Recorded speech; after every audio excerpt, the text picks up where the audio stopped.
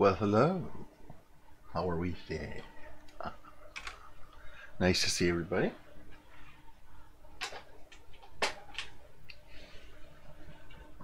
And today, we are going to be working on some more of the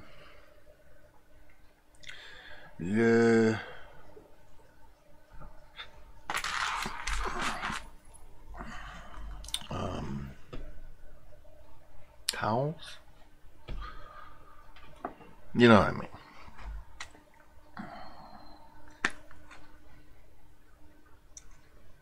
And in order to do that, I'm going to be using a little bit of cobalt blue, some Panzer Gray, and some transparent white. Now, what I'm going to do, fellow travelers, is mix up some shadow color.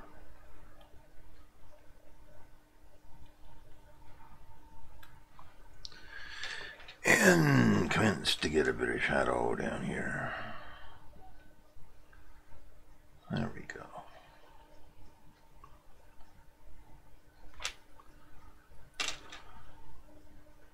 Ah, yes.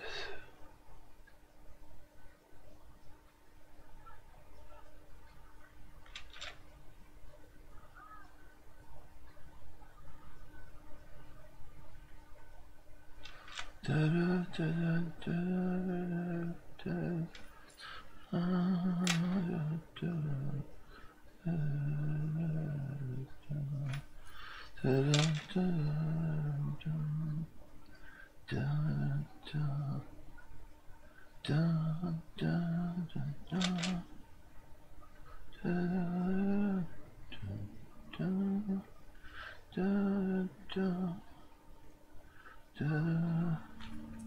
Now, in my thoughts on this painting, I alluded to it yesterday, but what I've decided to do is change it just slightly. And I don't mean I'm going to change the bather. No, not that at all. No, not the bather. I've decided to add a couple of little things. A modern twist, you know? Nothing serious, just a little bit of a twist. And to give it like a the 21st century tale, if you know what I mean. And I'm going to do that. And the reason I'm going to do it is because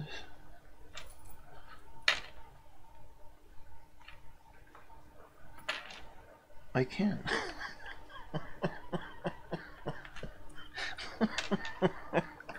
I know that sounds crazy, but that's kind of that's the reason I can. Yeah, so why not? And I'm not going to change it much. It's not any serious change, but I'm going to add a little candle down here. You know, like it's the 1800s, and they don't have electric lights, and like it's 1804 or something. No, and they don't have anything like that yet, and so I figured, you know, maybe they need a little bit of candlelight. Even though there's a window open, they're in a bath situation. Maybe it would be kind of cool. So, I'm going to do it. And you know what? If it doesn't work out, I'm just going to paint it out. So, it isn't as if it's anything that can't be fixed or played with, or, you know, my kind of thing.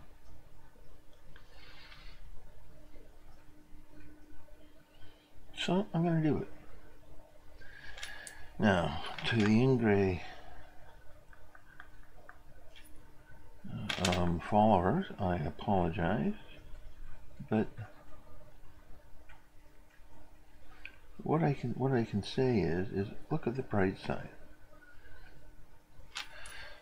I could have really changed it, and I'm not changing it much, so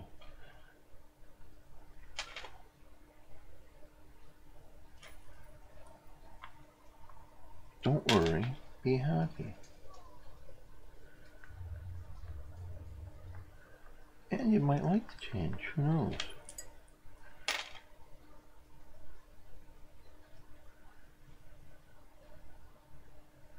No, I'm not rebelling against anything here. It's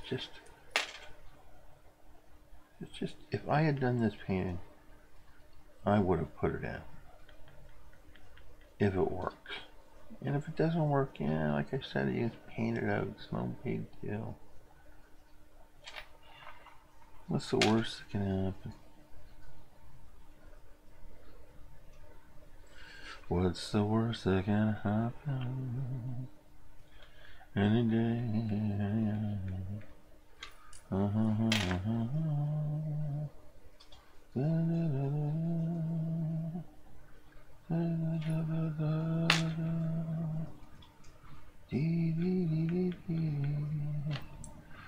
What's the worst that can happen?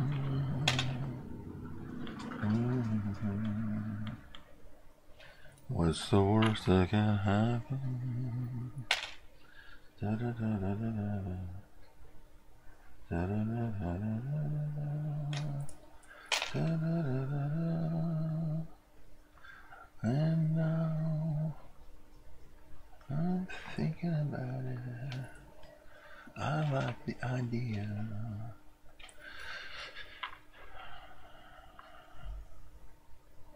I'm telling you, I'm so happy to get the cobalt.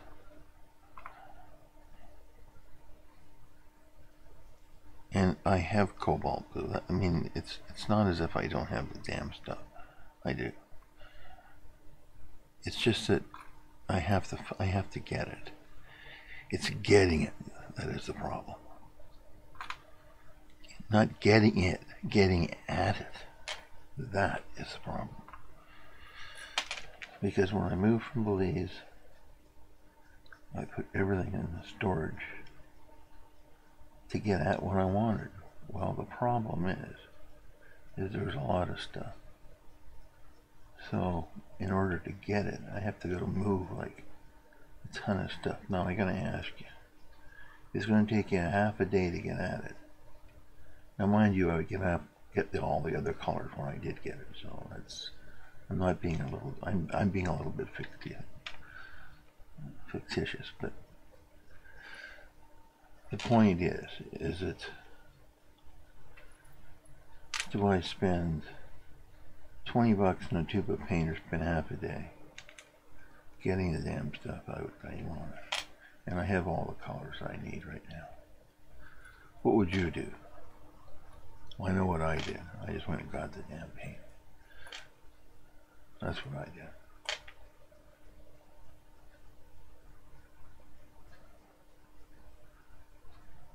And, you know, you're going to use it anyway, right? So, sooner or later I would have to replace what I have anyway, so it doesn't really go to waste. I just have to go get it. So when I finally get up the internal fortitude to tackle that job, I will get it out, and then I will have all my colors. But again, it's just I've got the colors I have, so well, I have more than this, frankly. And just to show you that I'm not looking forward to going into that storage space, I ordered 2 more colors as well. I needed a couple of other colors, so I got them. I ordered them at the same time. It's just so easy, you know. You click on Amazon and you go, here's the colors. Just deliver them, thanks. And they do. I mean, I don't know. It just saves me a whole bunch of time. I'd rather be painting, and but by the same token, I do know. Hi, Shuckleberry, how you doing? Nice to see you. I'm just confessing here about being so goddamn lazy. I can't be bothered going into the storage unit and grabbing my colors because I'm too damn lazy to get them out. Because I have what I need. I mean, it's sad. I do know it's sad, but what are you gonna do? The trouble, really, you know, the trouble with it really is Amazon has made it so easy to get blasted colors that you just, I just pick, you know, go on the computer, hit color, order, boom. 24 hours it's here. I don't have to do anything except answer the door. Thank you. Thank you, sir. I mean, it's just, they made it too easy. I think that's the problem. And there's no way around the argument that I have to replace the colors in eventually anyway, right? I mean, you do run out, so I don't know.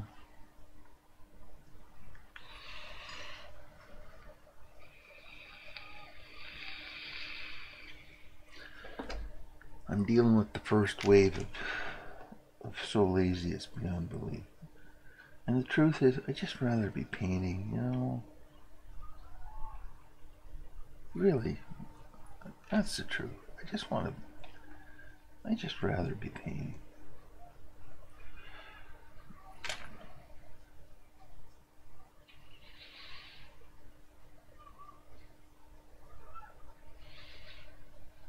And then I forget what stuff I have, you know.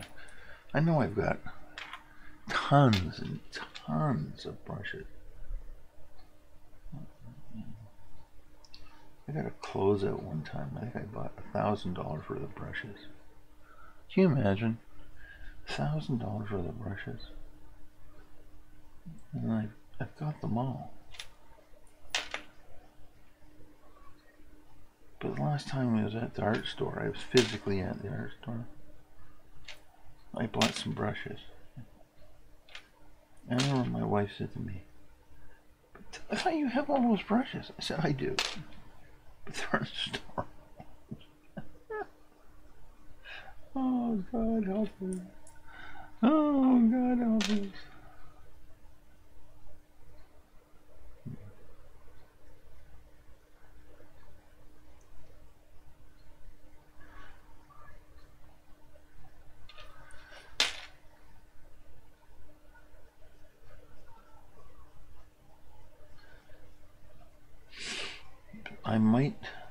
I've been thinking of ways around it now, so I might get one of my art students to go down and just dig and say, well, you know, the stuff I don't need or have more of, I'll give you.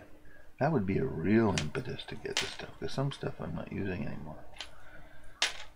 A lot of the stuff's from my gallery in school, right? So some stuff I don't use. There's full sets of Staedtler pencils. And how many do you need? I've got tons of them. But Shuckleberry, I'm telling you, it's the age-old dilemma.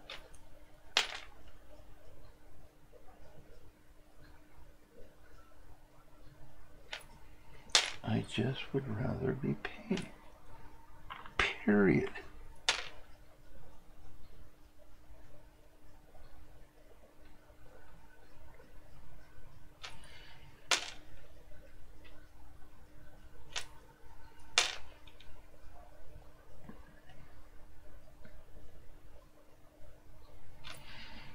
Because I absolutely for sure know I have a full set of Mexican acrylics. They're not bad at all. They make a good product. Because I bought a full load of Mexican acrylics when I went to Belize, because I couldn't take everything with me. It would have weighed too much. So I know I have it. But like I said, they're in storage. The only impetus I have for going to get them is, acrylics are notorious for, if you let them sit, they tend to get punky on you, and I don't like that. And the minute that happens, I throw them out, so I gotta do something. I have to.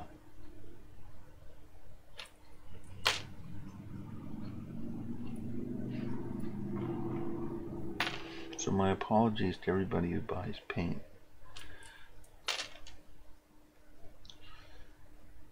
And finds it horribly expensive. I apologize profusely, because I know how bad it is, because hell, I was an art student once too.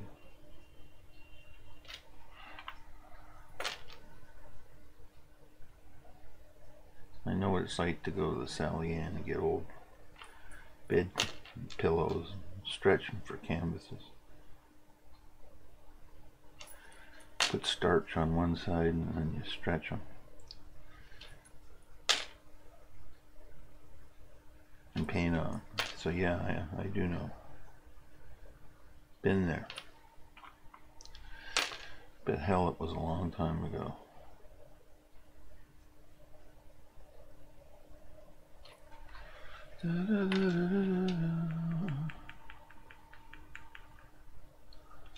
I've been nowhere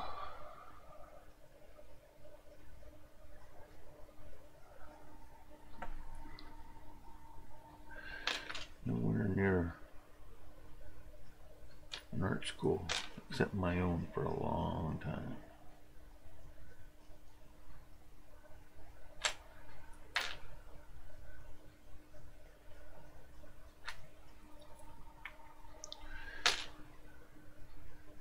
And to be honest with you, it distresses me to go anyway.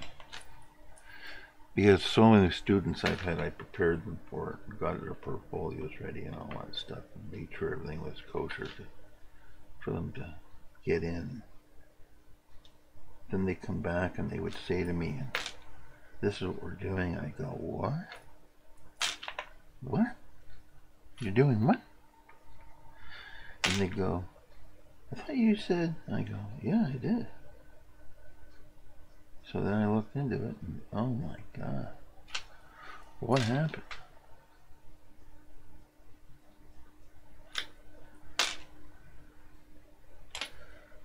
To the point where I don't even recommend my old alma mater anymore to go to. Because the only school I recommend now is Sheridan College, which is a Disney university, It's located in Oakville, just outside Toronto. They still have they still do the teaching in the old-fashioned way. But, well, if you want to call it the old-fashioned way, because the old-fashioned way created in Gray and Vermeer and all the other great painters, so I don't really understand what they're trying to achieve, except that they're not turning out well-trained artists. But it appears that is the new criteria. Well, you don't need to know how to draw. Okay. Why are you calling yourself an art course? I'd love to hear the answer to that. And,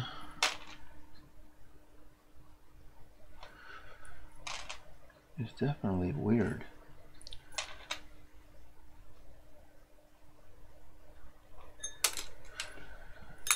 Come back here, you little devil.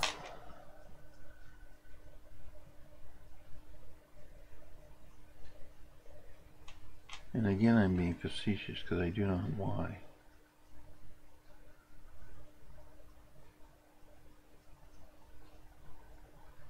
But they're sure not doing anybody any favors. 4 years of money and they come out and they can't even draw. God help us.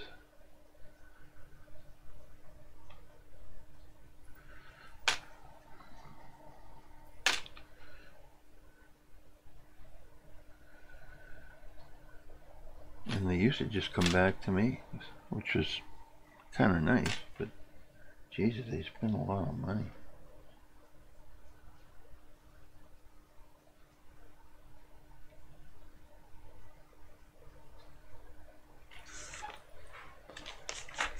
On stuff they could have learned for a fraction of the price.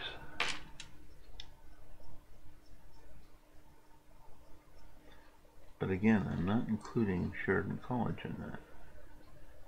You get your money's worth there. You really do. So, but the rest of them, Jesus, there ought to be a law. There really should. I mean, there ought to be a law.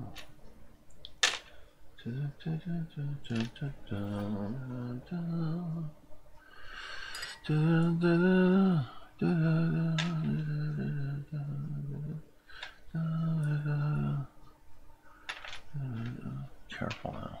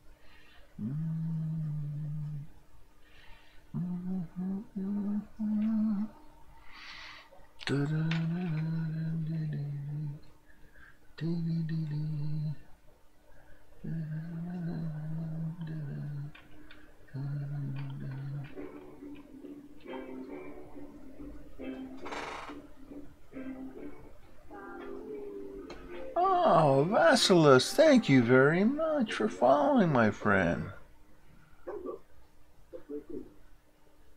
That is very nice of you. I really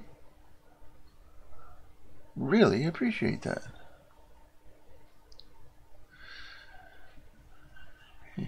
And in our attempt to stay current, I'm giving you a little stream element there about the Mona Lisa. I'm not doing the Mona Lisa, by the way.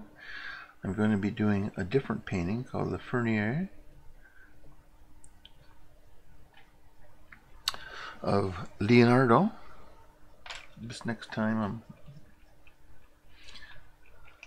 the next painting I'm doing, which I'm really looking forward to, frankly, because I haven't done a Leonardo in probably 10 years. And the last one I did, it was an oil. And now I'm going to do it in acrylic. And the last one I did was the Lady in the Ermine. Lady in the Ermine. It's in the Polish Museum. And man, it is a fabulous painting. It took me a long, long time to do it. I did it in oil. I did it the same size. I did it everything. I still have the painting. I liked it so much I kept it.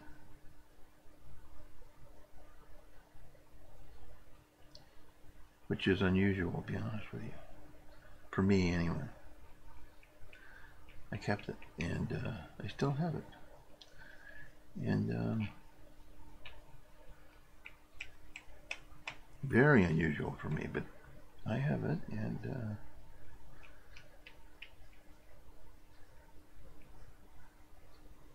I did it, and I always liked the painting. It's just, I like the subject. It was just so, I don't know. What's the word?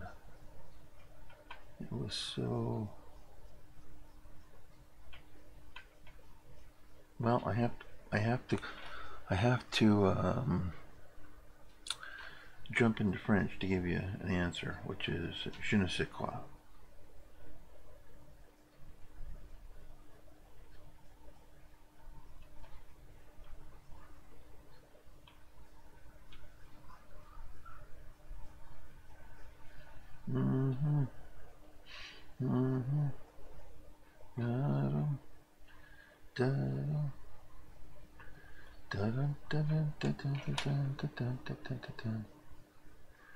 Now I just realized, is today Sunday or is it Monday?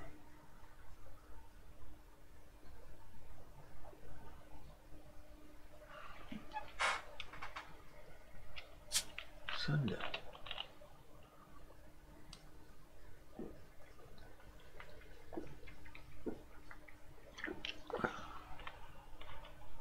No, it's Monday.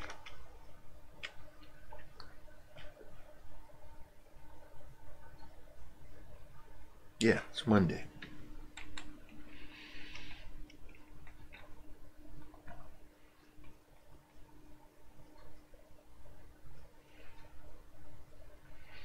Sorry, I'm all confused on that, but since if the days don't mean a lot, I mean in terms of what they are, you don't pay as much attention.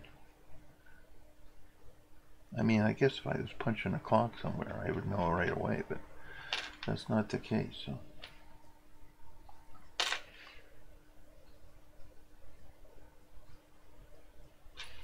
it's Monday.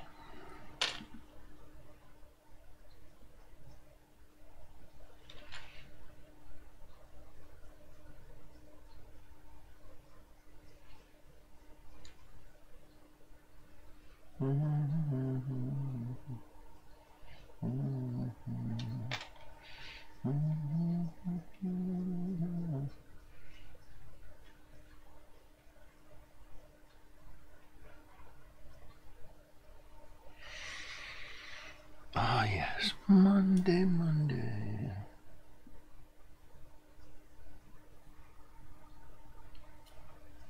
So good to me.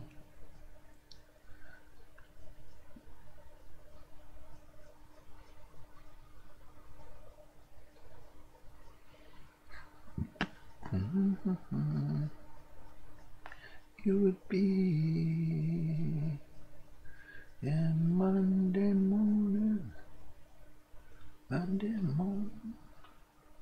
you just guarantee. And Monday, hope with me every other day. Monday.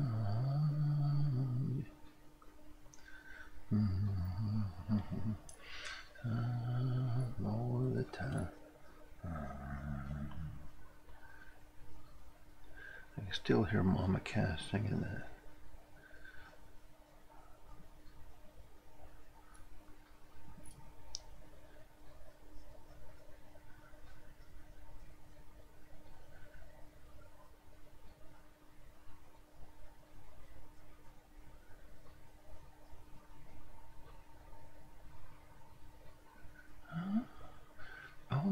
while. Monday, so good to me.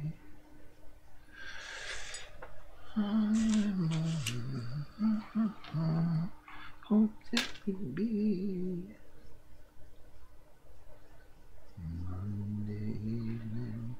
Monday evening, you can guarantee. But Monday morning,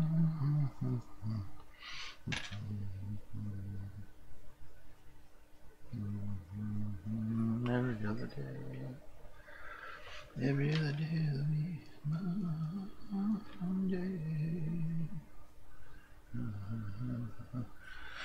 Wow, all the while. Dun dun dun dun dun.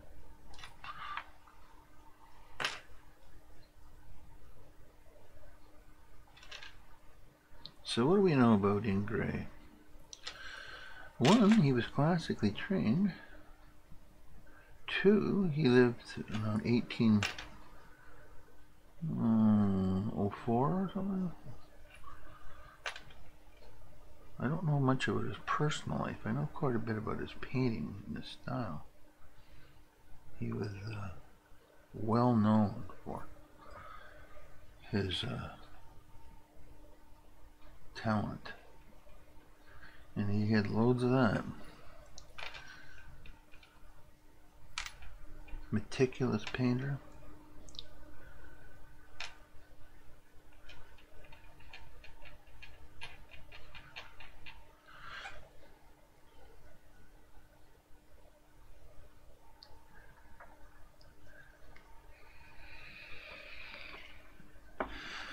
Absolutely meticulous.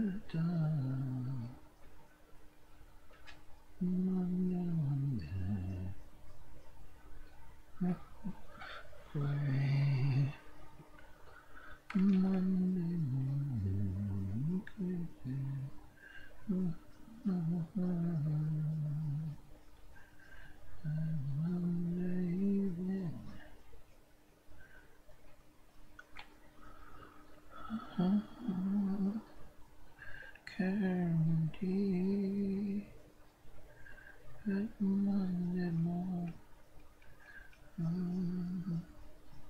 here with me. Monday morning.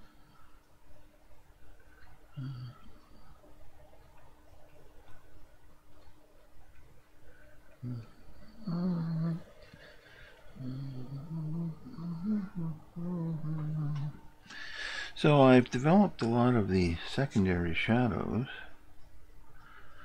that I was looking for.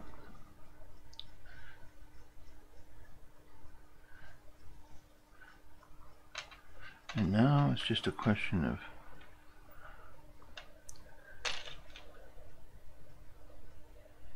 dropping them back nice and smooth in places.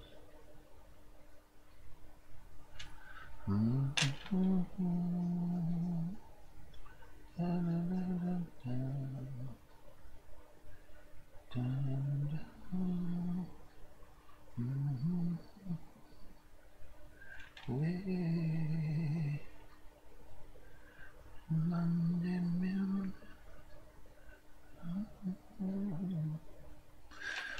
guarantees, but Monday morning, with me, any other day.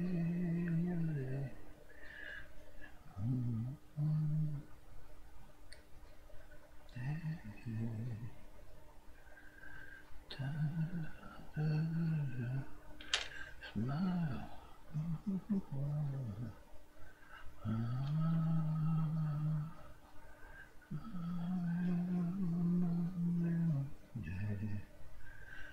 Talk to me Monday morning. How you would be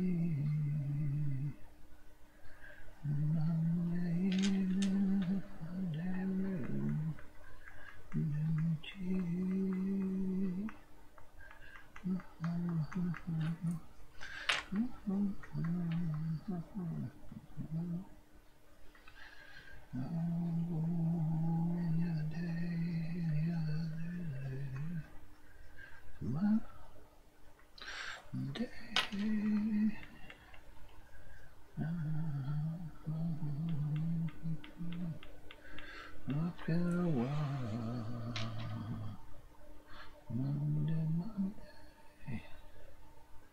The trick is to get the glazes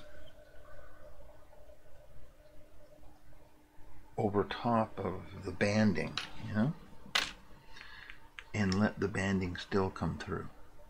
That's the trick. And that's what I'm shooting for here.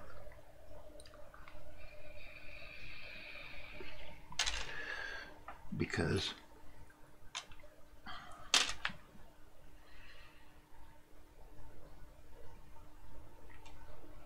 it can't look like it's just stuck on, right? It has to look like it's part of the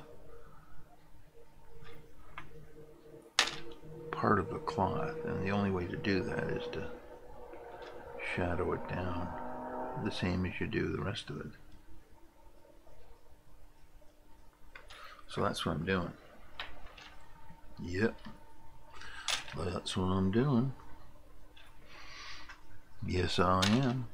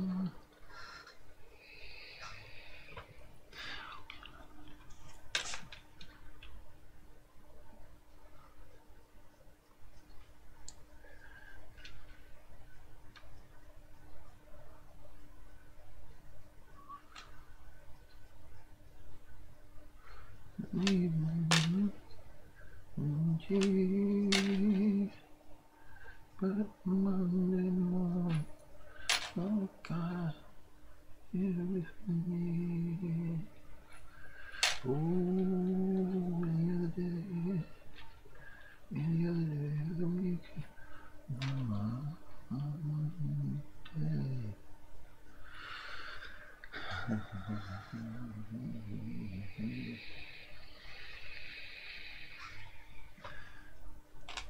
Sometimes I think when I paint draperies, I just paint the whole damn thing in shadow and just add the highlights. It's not as much fun though. It's an easier way to do it, to be honest with you.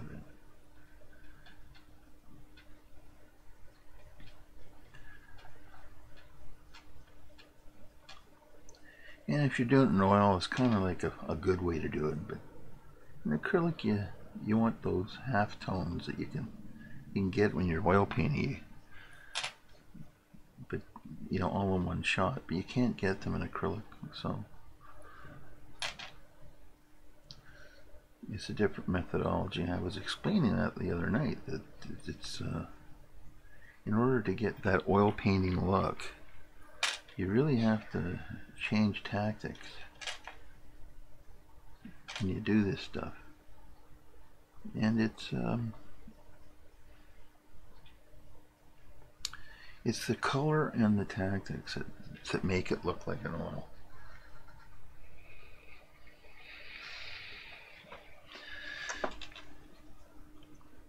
And since the whole point of this is this gigantic experiment I've done over the last while is to paint in acrylics the same way I can paint in oil. It would be stupid to do that, to be honest with you. As I did this simply because I wanted to get an acrylic paint to mimic oil. And by God, I did it.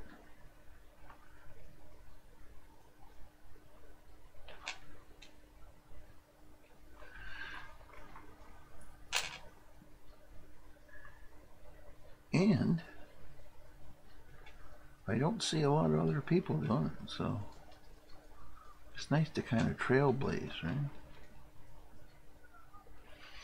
I don't mean there's not people who can't do it. I just don't, you don't see many people doing it.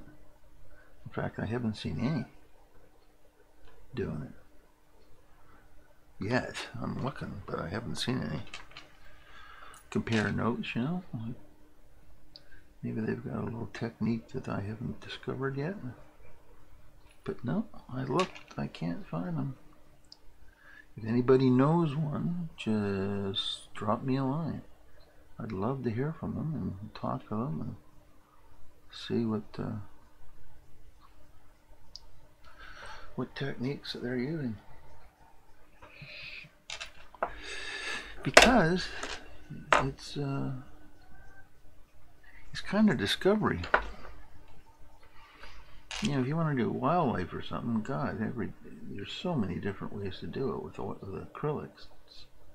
There's a main way, and then they do variations on a theme, you know. But to do oils, and I know some acrylic painters actually just moved into oils in order to do it. Not going let's make it look like oil paint route. Mostly the wildlife guys, to be honest with you. Benders, I think was his name. Benders. I don't follow them really, but it's so they didn't work it out. But I gotta say, it's really about the colors. You really have to mess with your colors, because it's a completely different setup. It really is. In color, man, oh man, oh man, it's completely different, and it's until you discover that, you keep banging your head against the wall, so to speak, and then you go, you know what, those colors just aren't working, so what am I going to do? Well, you start experimenting with different colors, and when you finish your experiment, hopefully you figured it out, like I did. I figured it out. And I figured it out doing Dutch Baroque.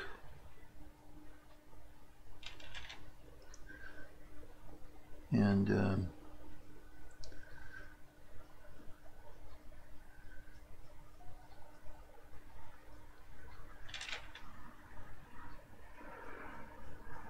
I will share that, but it's also about how to blend it.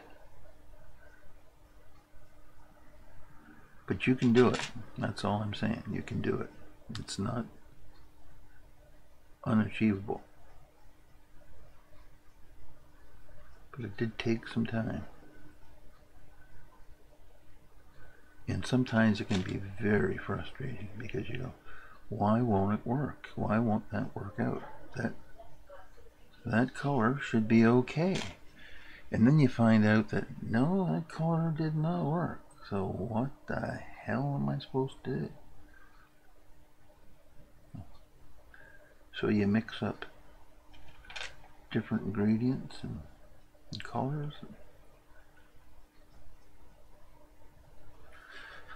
Until finally you go, God damn, it worked. And I'll tell you, that it was a nice feeling when I finally got it. Anyway, Jesus, but it took a long time. I started doing this, figuring this out when I was in Belize for 4 years. And the reason was I was doing lots of acrylics because oils would just not dry in the climate. It's just impossible. Just did not want to dry. So I did some acrylics, and they like to sell down there. You want to do wildlife, you know, like so. I did some because they like birds and. Well, they're in the tropics, right? So they like bright colors and birds and animals and whatnot. That's not my fave to paint, but it sold, so I did it.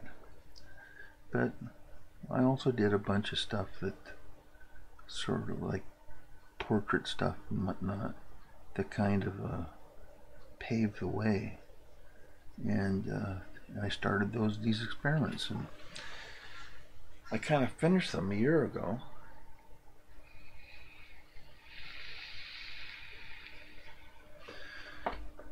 When I finally got the technique down, exactly how I wanted to do it. And gotta tell you, I haven't looked back since.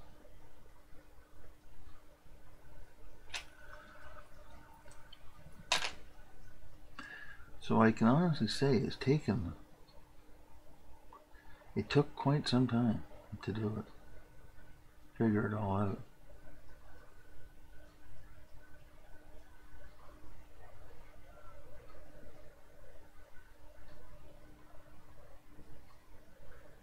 And boy, was it worth it. I can get glazes in now that Da Vinci would shed a tear over.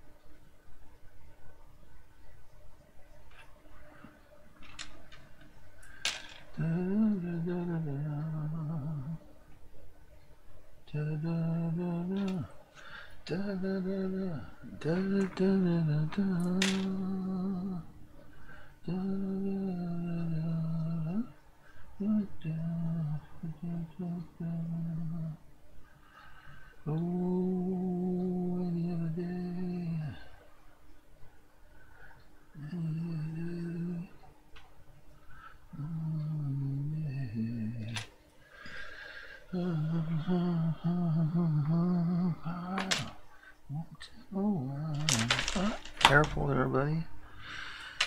Yeah, it's the price you pay for wearing too much jewelry.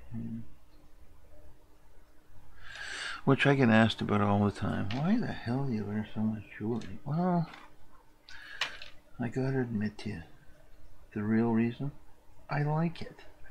That's that simple. If you don't want to wear it, don't wear it. It's okay. You don't have to. I'm not starting a trend. It's just me.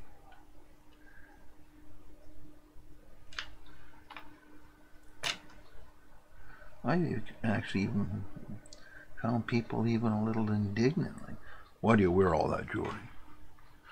Well, I like it. Oh, so you're telling me you don't like it? Well, I wouldn't wear all that. Well, that's because you're you. And then finally, after years of listening to that crap, I finally found the exact right answer. And you know what the exact right answer is? Well, I'm an artist. Then they stop right there. You go, oh, okay. Why that stops them, I have no idea. I have literally no idea, but stops them dead in their tracks. They don't ask another thing. And really, it worked two ways, frankly. People who meet me and don't know me yet ask other people, like, why does he wear all that jewelry? He's an artist. Oh. The human condition.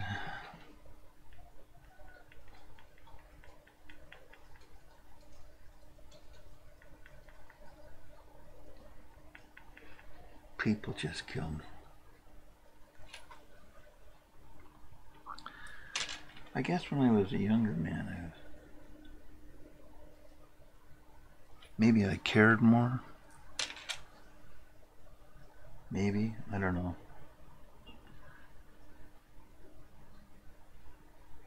Maybe I did. Maybe. But as you get older,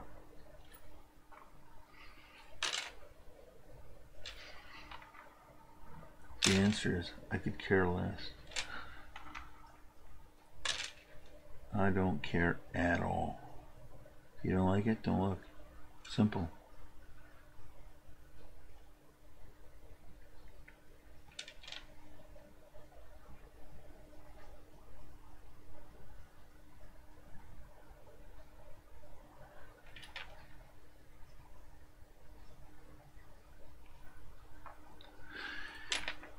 What always gets me is the presumption of people,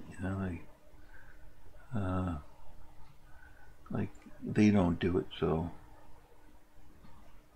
how come I do it? Well, it's your prerogative, You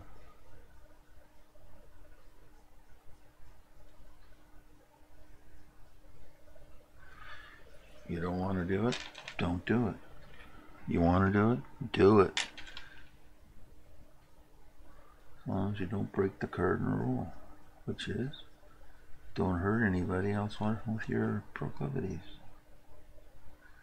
Simple, but effective.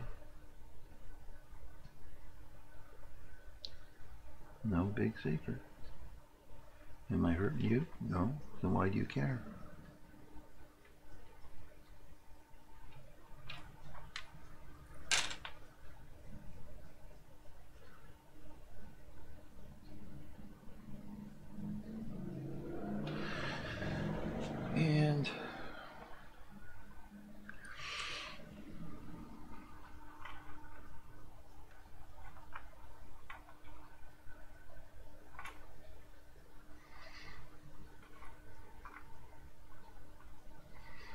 And sometimes things get back to me. I can remember my daughter saying to me, so asked me if you were gay, Dad. I went, oh, they did. Then I said to her, think about this for a second. You're here. How gay could I be? I got nothing against gays, but I'm not gay. So, what kind of a stupid question was that? Then they go, yeah, that's kind of dumb, isn't it? Yeah, wouldn't you think? Well, don't you think? What a dumb question.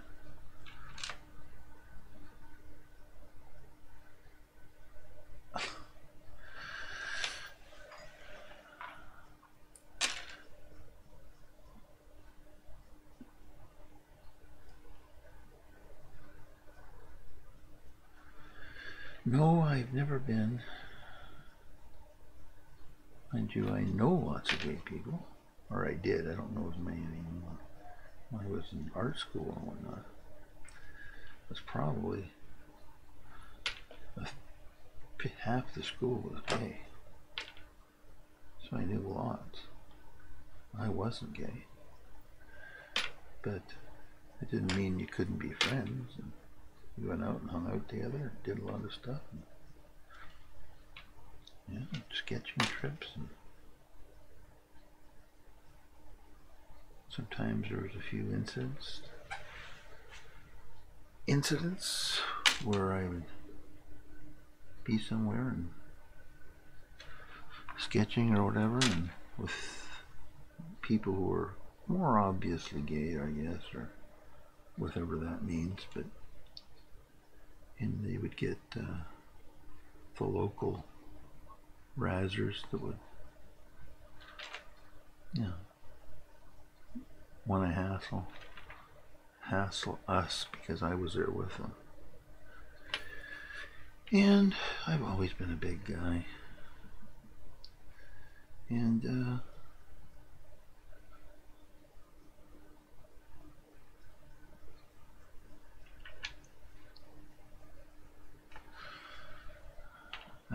that lasted all of about 15 minutes.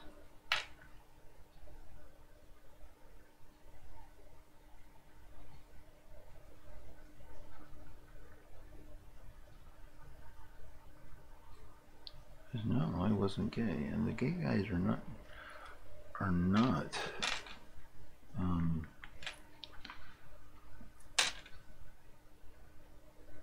are very, I won't say timid, but like when they run into that, they kind of just would rather switch than fight.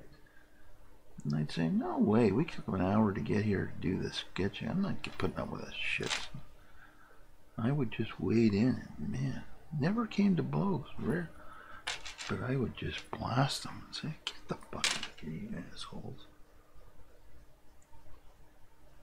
Then I'd get, why are you hanging around with those gay guys? Well, they're my friends, and I'm here sketching. And if you don't get her out of here soon, I'm going to really, really get upset. So bugger off. And you know what? They did. It didn't take. That's about the worst scenario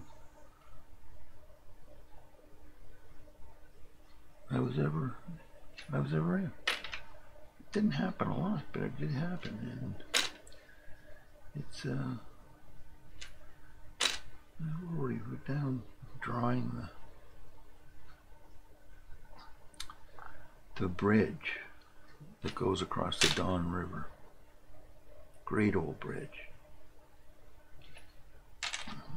And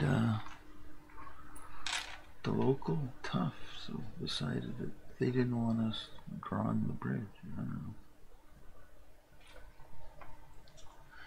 But then I figured out that they are all cowards, because the minute I wasn't going to move and willing to drop the brushes, so to speak, and prove my point, they beat a retreat. So what does that tell you? Bunch of assholes.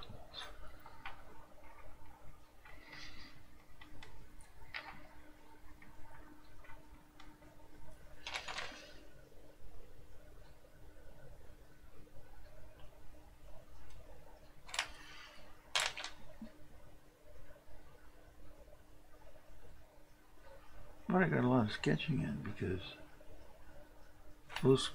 that group, they were girls and boys in the group. They didn't want to go sketching unless I was going with them, and I couldn't go all the time. At first, and then I convinced them that, the fact that they buggered off the first time means they're not going to bother you. So they started venturing out again. And I was right.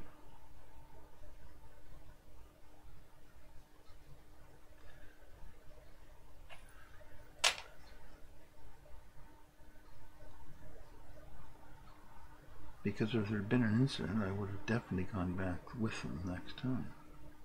But you know, how many times can you sketch that?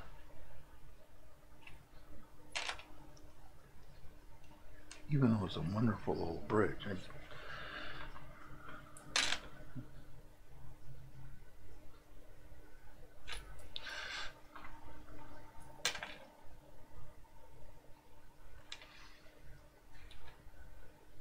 It was weird though. It was weird. I'd have people come up to me and thank me how I didn't even know. Then I realized the problem. I mean, I was born and raised in suburbia, kind of, you know, like I didn't have any clue of this stuff. And who didn't mind either, frankly. They just didn't tend to hang out with me as much. I did, because I didn't know anything about it. It didn't matter to me.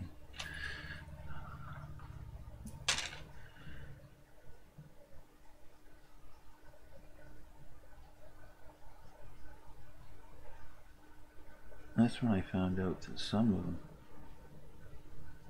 especially the girls, weren't gay at all. They just said they were gay. I guess to join the group or get into a group.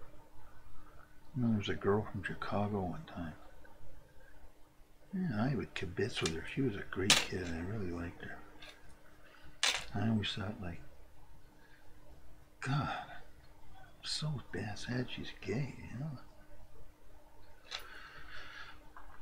And she always kept giving me signals like, why don't you, maybe we should go out for a beer or something, you know? I go, I don't mind going if it's with the whole group, but not just her and me. I mean, how would I want to do that for? I was young, right? Hormones. I was on I didn't necessarily want to go out for an absolutely no luck situation, you know. So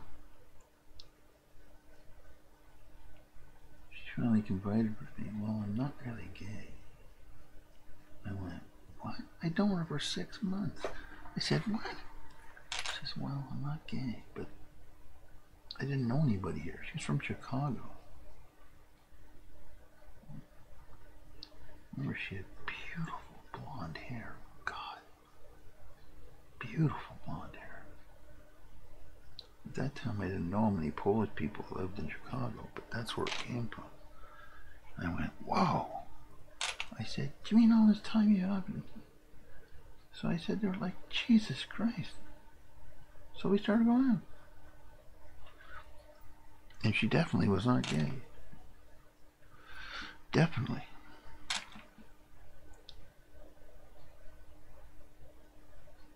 At first I was almost embarrassed because some of the stuff like you say to them, I mean, you know, you jest, you're kibitzing around. You know, you'd say to gay people and they took it just like it, because they knew you weren't gay and they were, but they knew who you were and they didn't care, and they, you know, you could say some pretty ribald things for the day, right? You know, innuendos and whatnot. That's no pun, by the way.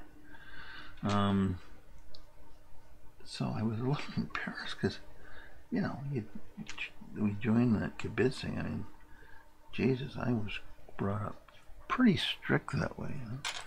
I think everybody was, in my group anyway.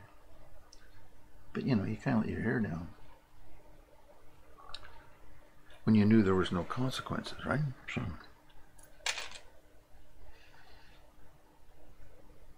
well, I said to her, I said, Sarah, some of the stuff I said, oh, don't worry about it anyway. I said, Jesus, why didn't you tell me? I've had my eye on you forever, wishing you wouldn't. She goes, yeah, well, but here's the kicker. She didn't tell anybody else. Nobody. So we went out in kind of secret, which was kind of weird, but She didn't want to give up her cover, I guess. Like, you know, I think she was afraid a lot of the girl artists who were gay have been trying to hit on her probably for a whole year. Would find out and be madder than hell. And so we used to go up to St. George and Subway, meet up there. It worked out good. And then she had to go back to Chicago. I can't remember why now, but she had to. Family thing or something, I don't know. Yeah, that was the end of that. What can I tell you? That was the end of it. But I liked her. She was great fun. Sarah. I don't know why I thought about her. I haven't thought about her in years.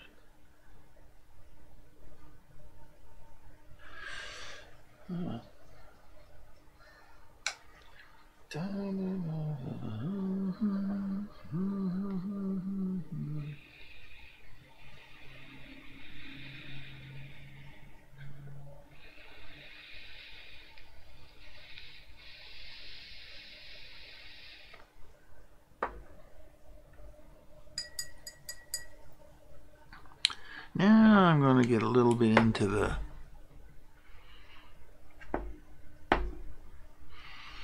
tighty-whitey. Put some highlights into the cloth. But just before I do that, I want to get this in here, which is the base of the shoe.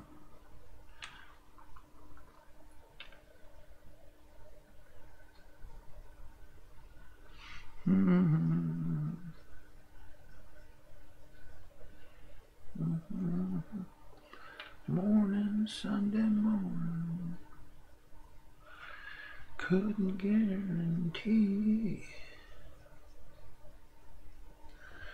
that Sunday evening sun with me. Any other day,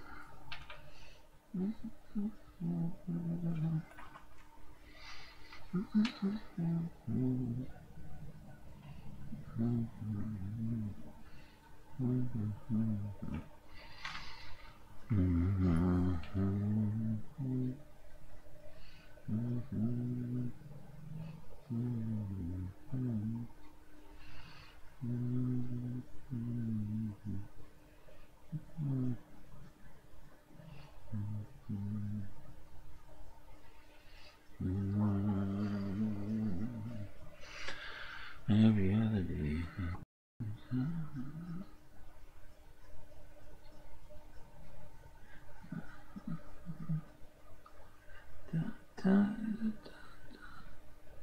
Dun, dun,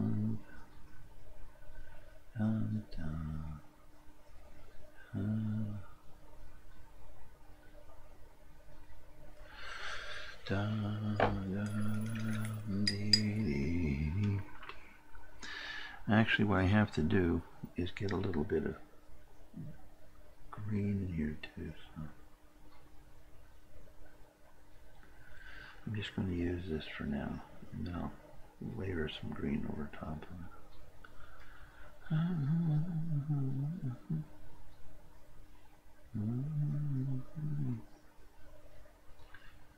Not green, just a hint of green. Da da da da da da da da.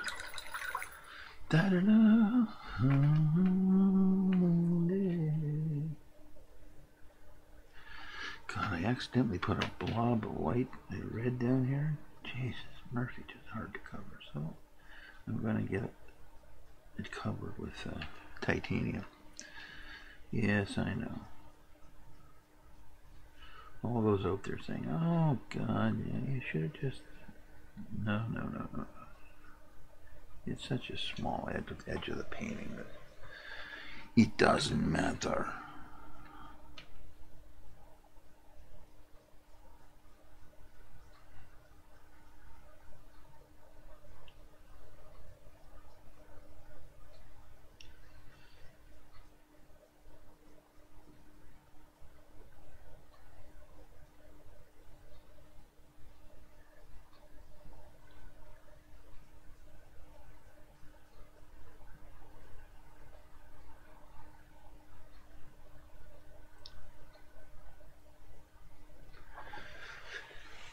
Monday.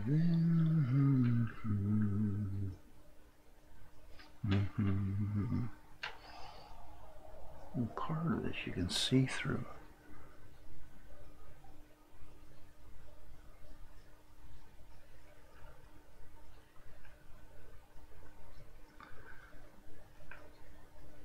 And this comes down further.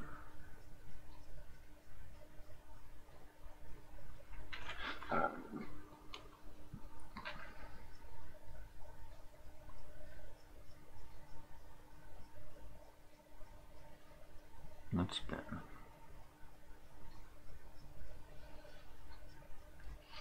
Monday morning is the way.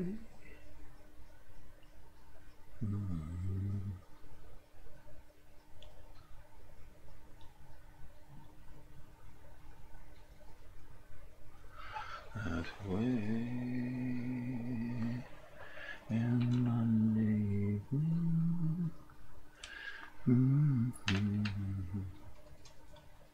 evening. Oh, every other day, every day of the week is Monday.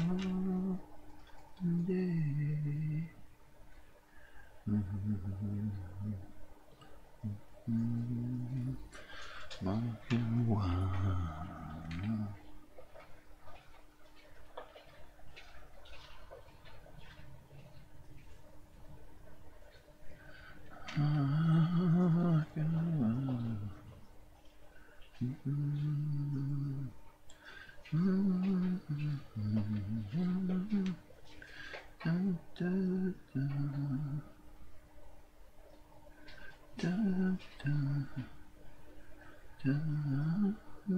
That way.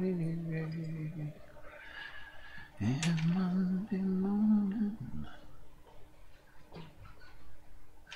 it be no morning.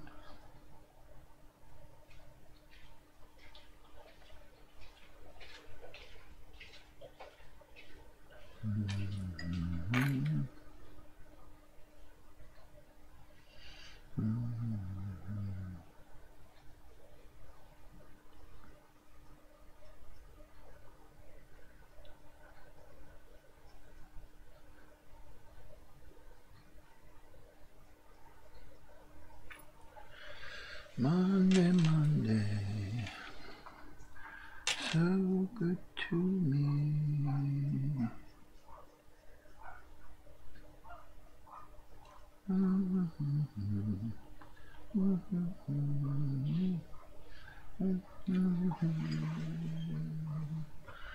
Da da da.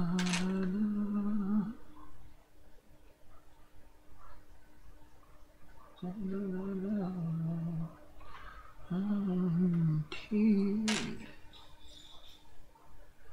Monday morning, you will be here with me.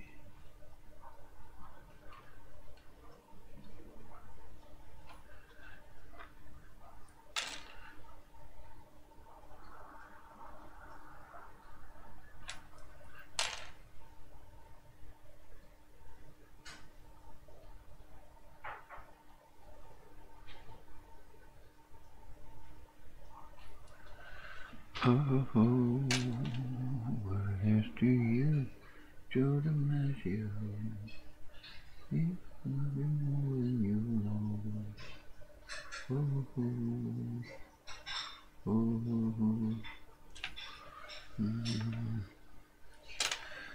always a quote I always loved, or not a quote, I guess, but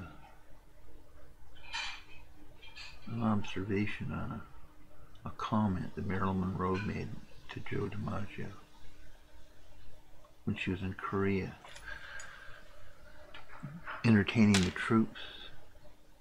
When she said to Joe DiMaggio, "Oh, Joe, you just don't know what it's like. All those people, it's just like," and he went, "Yes, I do, hon. I know exactly what it's like." She had no clue, like, the guy had been a star player for his entire life. A Yankee. He knew exactly what it was like. Every time he walked out in the field, he got a standing ovation. He knew exactly. She didn't think of that. I thought, God, like, Marilyn, where was your head at? Not too good, it turns out.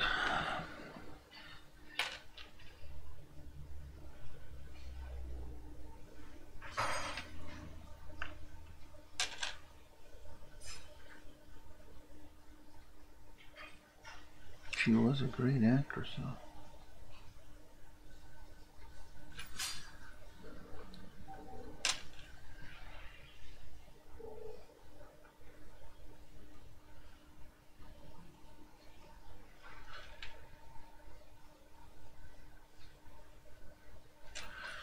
Fueled a lot of fun childhood fantasies, I'll tell you.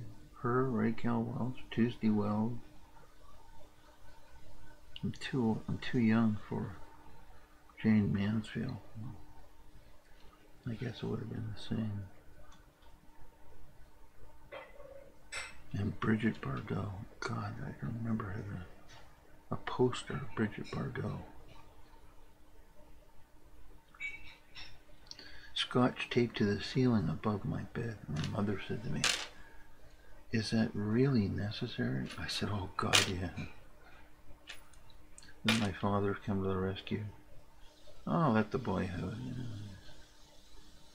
Good red blood Canadian boy. Oh, thank you, Dad. Thank you."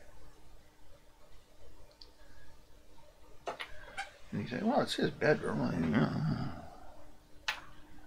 Thank you, thank you, thank you.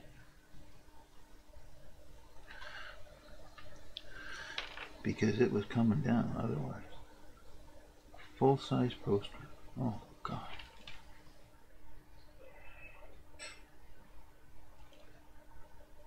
She looks so good. My God.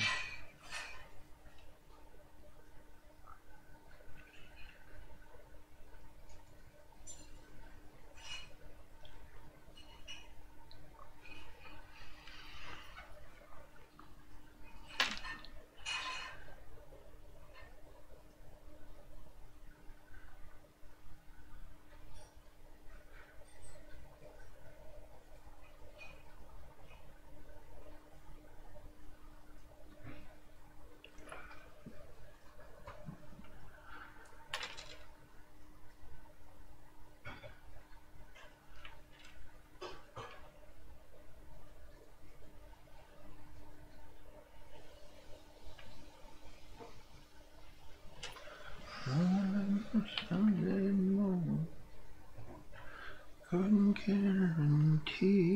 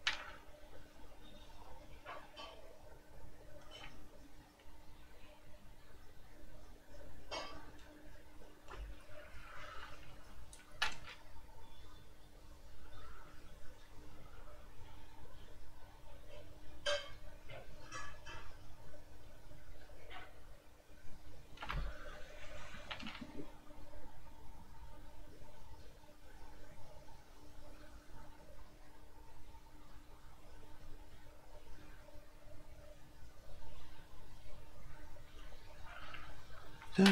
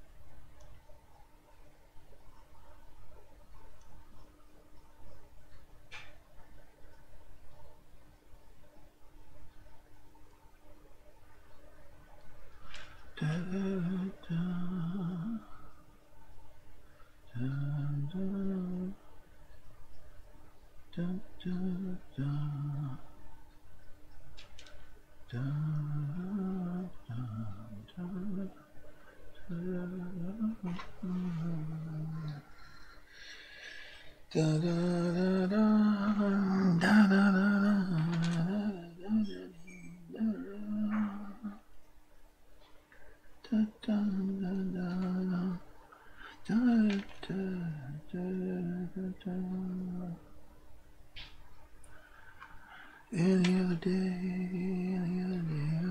is Monday. Any other day. Well, I didn't see you come in there, Artistic Caustic. I saw you go online like at 1 o'clock in the morning or something. What the hell was that all about? Couldn't sleep or something?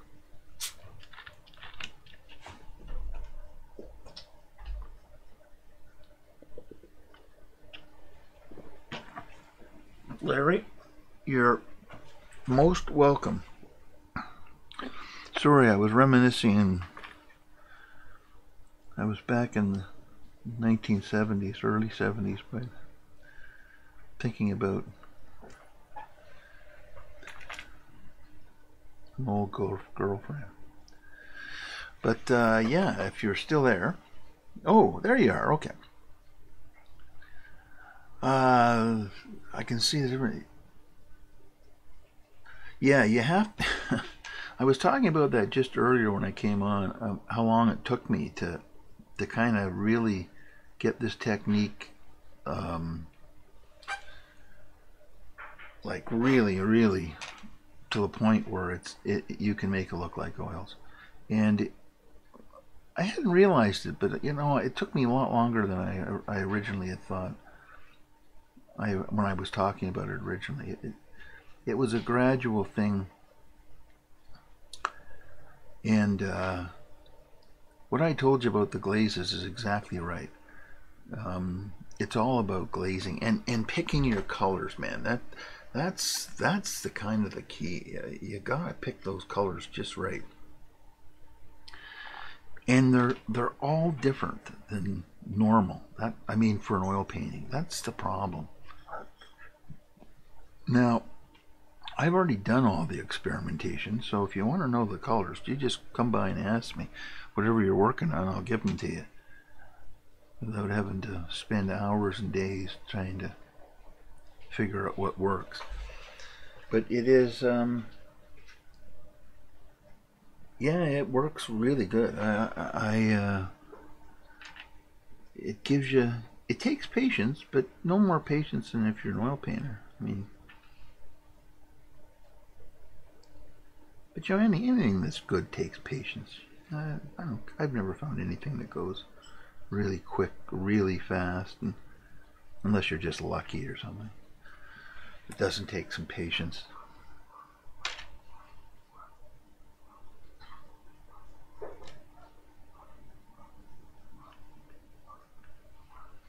But it's, yeah, the glazes are so important. It's the only thing. It's the only way to do it that I've found anyway. And that's what.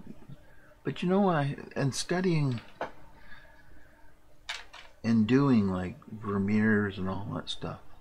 Man alive, did those guys glaze like maniacs? I mean, that's how they got those colors too. I mean, you just can't get it any other way.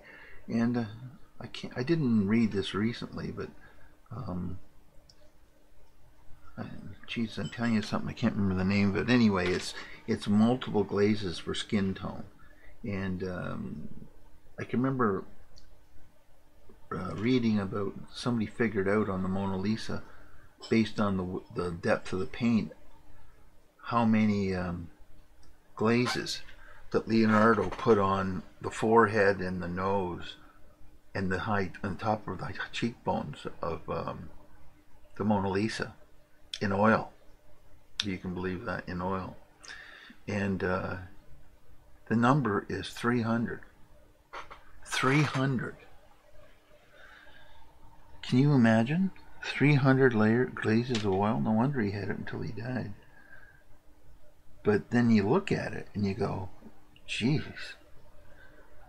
it's ethereal.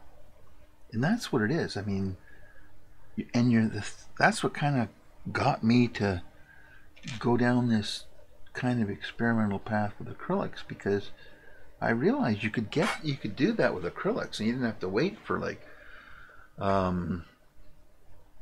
5 years to get them all to dry, so you keep doing it. Hell, in acrylics you can do it lickety split, right? And just as long as it takes to dry. So on the girl with the pearl earring, I literally had over 75 glazes put down on her face, and then I got the look. It worked. I got it. So I was more than happy. It was like, yahoo, it works. But 75 glazes. Wow. And I know it sounds like a lot, but then the paint gets that translucent, high-end oil-looking paint. You know, it's incredible. And as I was saying earlier, I can't find anybody else who's kind of done it, who's gone down this road. I'm sure there must be, but I can't find anybody. I've looked on YouTube, see anybody, you know, paint acrylics like oils, or. And frankly, you know, I was going back into oil, but when I discovered this technique, when I came back from Belize, I was actually going to go and get my oil paints out again and just start painting oil, because in Belize I never painted any oils. Well, no, I did. Sorry, I did paint one or two. I did. But the trouble was, it took them like 90 days to dry. 90. Because of the humidity. It just, oh, Jesus. So anyway, that's what I did. And the consequence is that I started exploring this technique more and more and more, and it got better and better and better.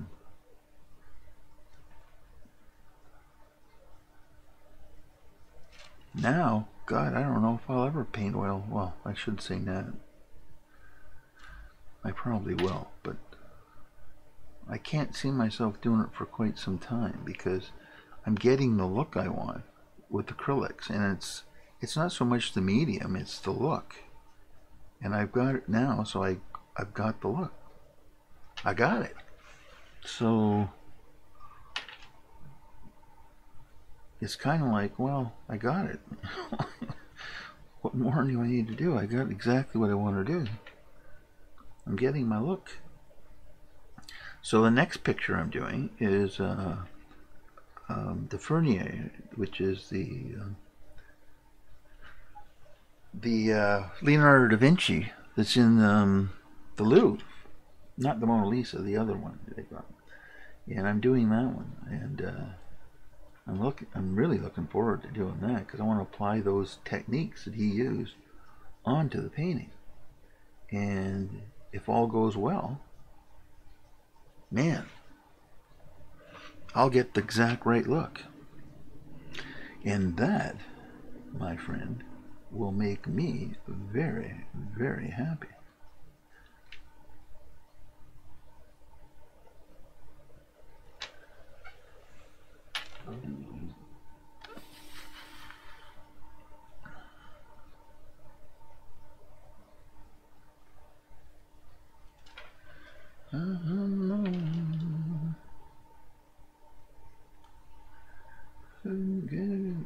Guarantee that someday.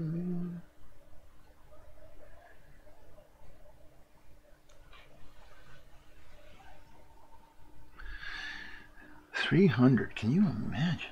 God damn, in oil. Obviously, he was obsessed with the painting. I mean, but still, 300. Wow, that's unbelievable. If you paint oil, you know how unbelievable that is. I mean, the time. You know, I don't think they had secatives back then, you know, for fast drying.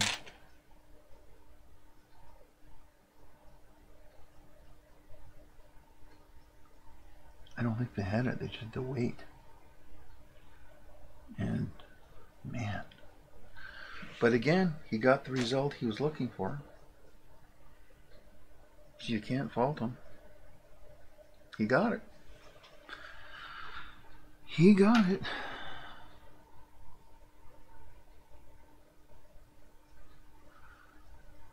Which is what it's all about. Did you get it? Yeah. Okay. You did okay.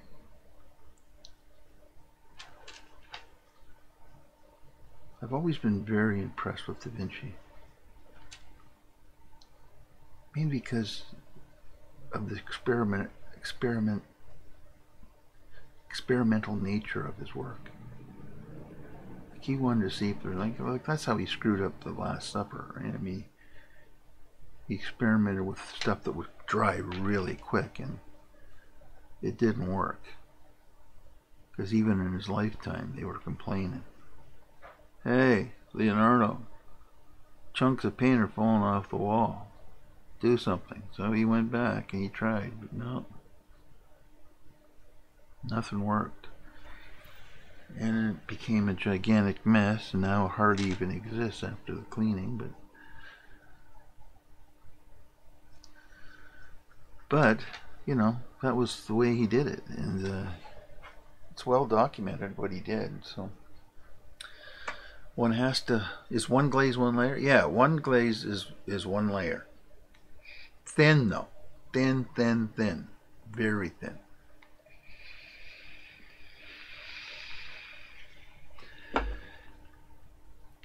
Thin layer of glaze, and you need transparent white. By the way, when you glaze, you just only use a mix with transparent white. Don't mix with anything else. Because if you try to use titanium white, you'll find that your glazes are too they're too opaque. I've done that route.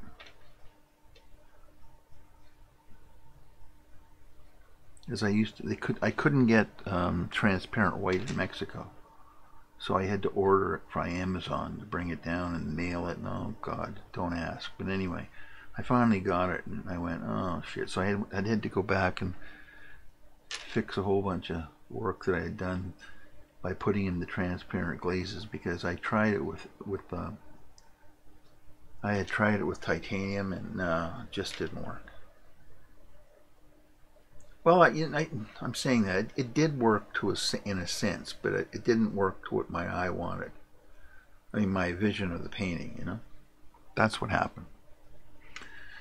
So one glaze is one layer, right? And the beauty of it too is because it's only one layer. If you want to put another color on it, feel free. Like, you know, like on this one alone, I've used a little bit of cad yellow medium and some glazing white, and I just glazed a very thin coat of it on top of the sheets. The same as I did on the pieces up top. Same thing. And it worked really good. really good. Because I wanted a cobalt blue on it. I glazed the cobalt blue on with transparent white and cobalt blue. Oh man. Happy, happy, happy. Makes you happy. Made me happy anyway. Can't speak for everybody, but made me nice and happy. Happy days are here again, the skies are blue again. Happy days are they. Now right now I'm using titanium white because I want to get the highlights into the cloth. To your normal white, and then it works just as good when you're doing that, because now you've used the opaque paint and you can get away with that.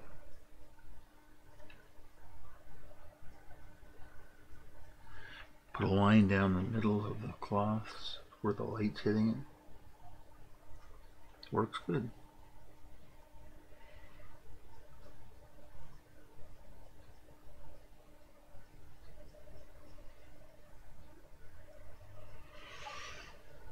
Very, very thin coats. That's the key.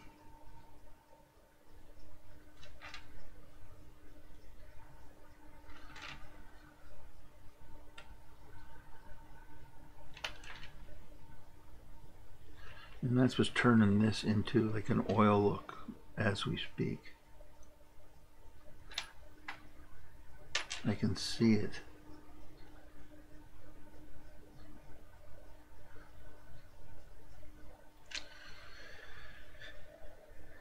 And the right colors too. That's the other thing. God, the colors.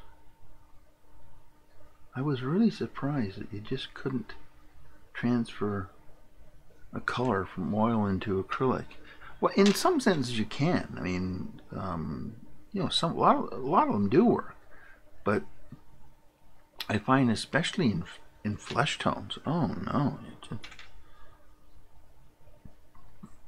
because it ends up looking plasticky. You know, like I didn't like it at all. But after multiple glazes, you get that feel, and that feel. There's a little spot I gotta fix. Oh well.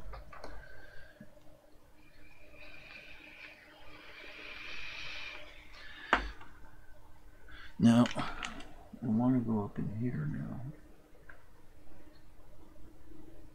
and put a little titanium in some of the white spots.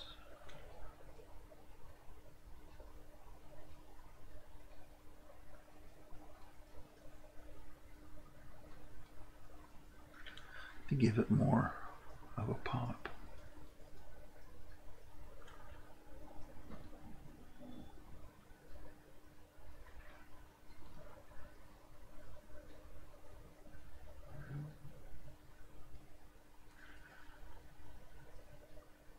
I swear I should have painted this part with a magnifying glass.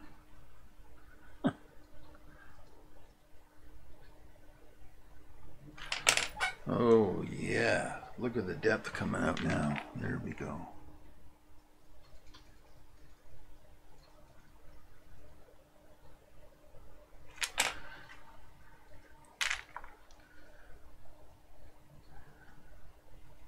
And that's the trouble. You get that plastic look, and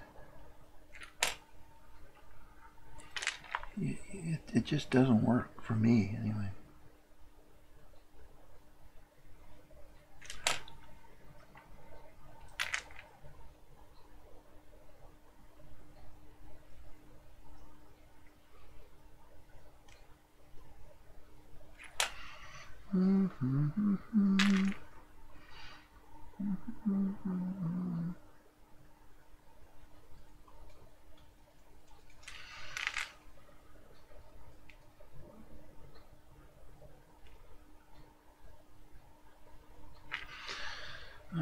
Alrighty.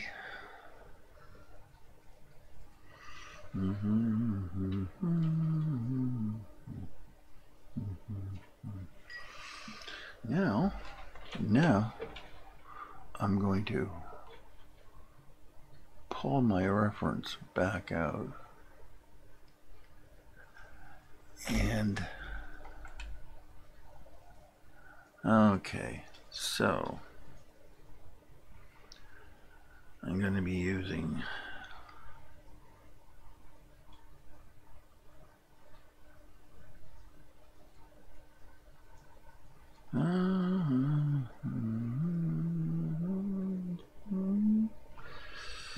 well,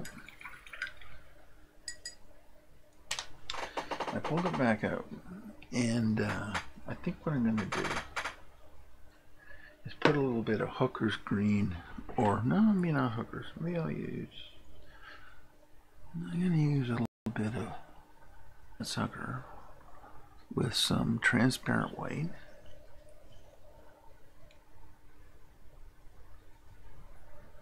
And then I'm going to mix that batch with some Payne's Gray. If I can find it. Let's see. Payne's Gray, where are you? No, transparent. Come on, you're here. Oh, there it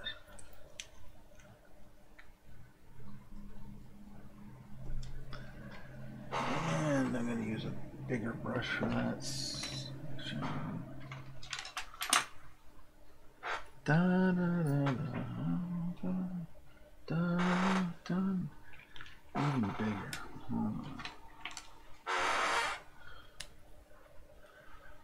Okay, let's do this.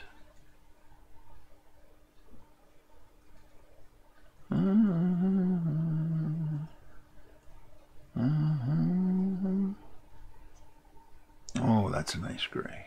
Okay. Oh, God, I thought this bristle brush would do it well, but it's not. No, it's not working.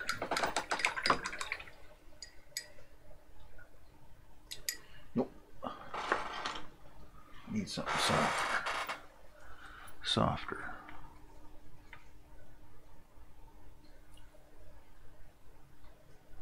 That's better. Every other day, every other day. It's Monday.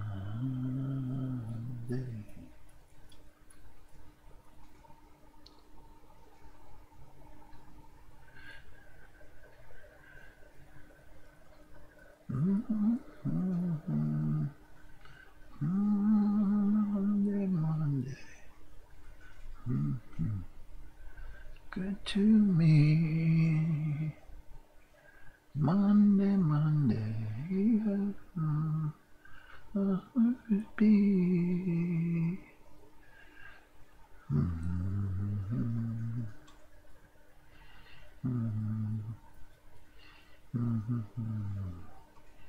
Tea.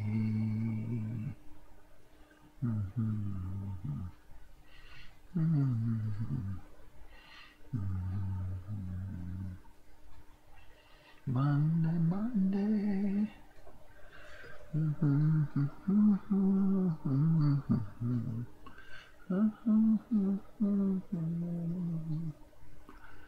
And Monday morning, couldn't guarantee, but Monday evening, with me.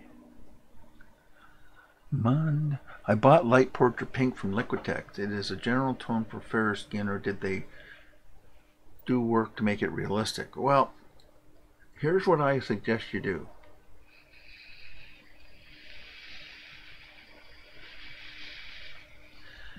Is take your Portrait Pink,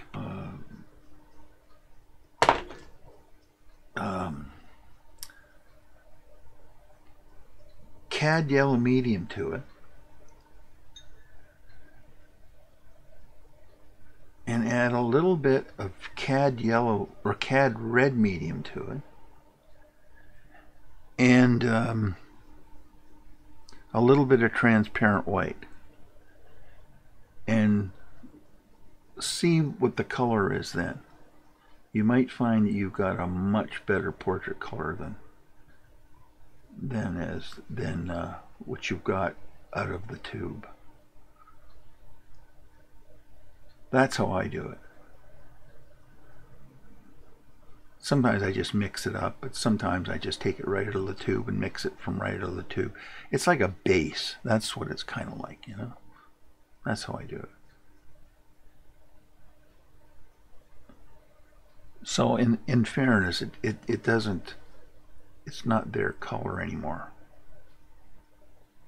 But if you follow that recipe and just mess with it a bit till you get the right tones, you'll find that you get a really nice flesh tone. And then what you want to do is you take that tone after you get it done and do the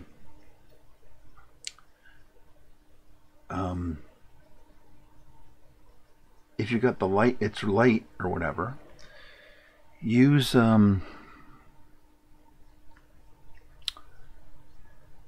lighten it to whatever you need, frankly. And then what you do is just add a little bit of burnt umber to it to gray it down a bit, and get your portrait done that way. And what you'll find is once you've got that base down, then you can start glazing the colors on top of it. And then you start getting into your yellow oxides and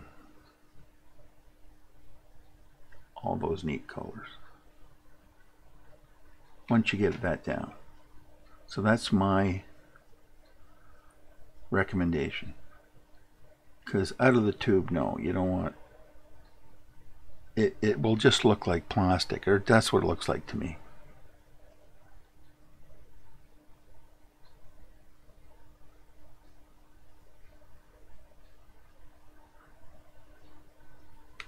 If you want these kind of skin tones, that's the route to take.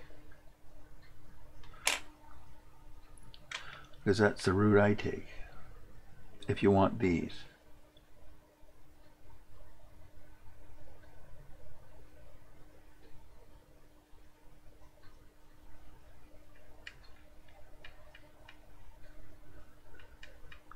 And the reason I use it as a base for white skin is simply that it saves a hell of a lot of paint, because you're mixing the base up anyway. So when you mix the base up, that's the color. So what difference does it make? Frankly, it doesn't make any difference.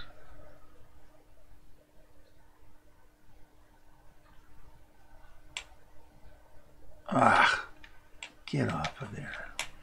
Ah, make it worse, why don't you? Oh, God.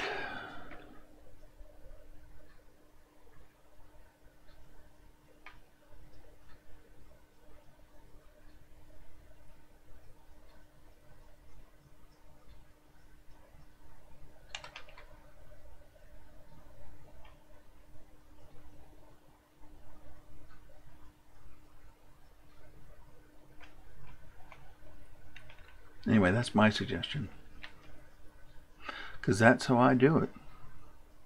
Then you need the other colors, obviously,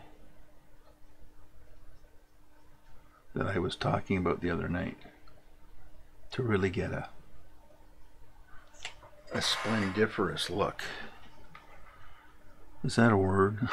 I don't know, but that's how I do it. And it's pretty exotic mixing, but it's not hard, because you're running off that base, see?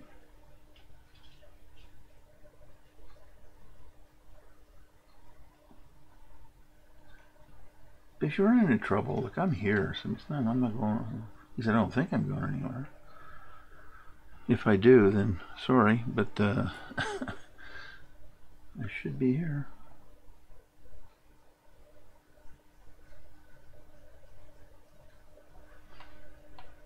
And then if I want a really exotic skin look, what I'll do is I'll add in some yellow red oxide to it, and sorry, yellow oxide and then red oxide, and I put a little bit of quin orange, and it gets me what I want. And those colors seem to take away that plasticky look. And they're all Liquitex. At least most of them are. I use Liquitex Professional Heavy Body, and I use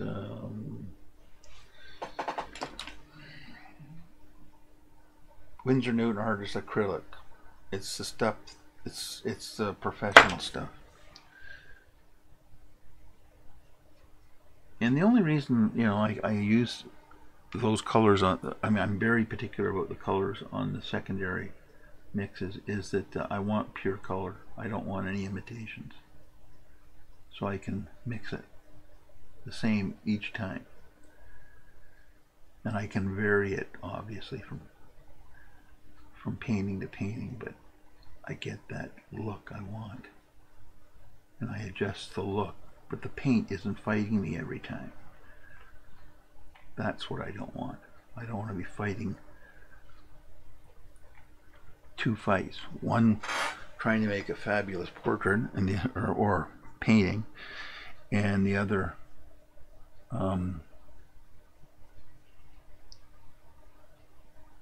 fighting against the paint because it's not doing what you're supposed to do.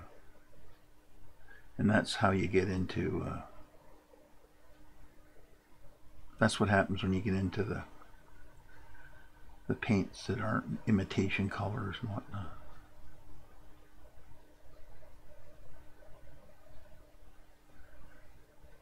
And that doesn't mean I don't use some of that stuff. If it's not important, I use it because it's cheap, and it's like if I'm doing a sky background or something, when I want to do the whole sky, man, I'm not using pure cerulean blue. I'm using a cerulean blue hue. I know where I'm going. I just want to make sure I'm not using my best paint on a place where I don't have to. I wait for I'm getting the clouds in and getting different sky looks and, you know, like that kind of stuff. Same as water, you know, like, you know, that's why they make that paint, I think. But, you know, if you want to use a whole tube of cobalt blue, it'll cost you $30 on a sky. To me, that's crazy. Why? Glaze the cobalt, the real stuff, on top of the other stuff, and you get the same look. And nobody, and I mean nobody, knows. And why would they care? I mean, the painting looks the same. So that's how I pick my battle. You know, if you're a professional artist, what you do is you pick your battles. I mean, I know they'll never admit it, but, you know, I know lots of professional artists, and they do the same as me. It's all about cost, and, you know, it's all about cost, really. I mean, why would you do that? Like, why would you use up a $30 tube of paint on a big sky when you can buy the imitation stuff for $9 and paint it down and then work up from there? Like, why do that? Doesn't make sense.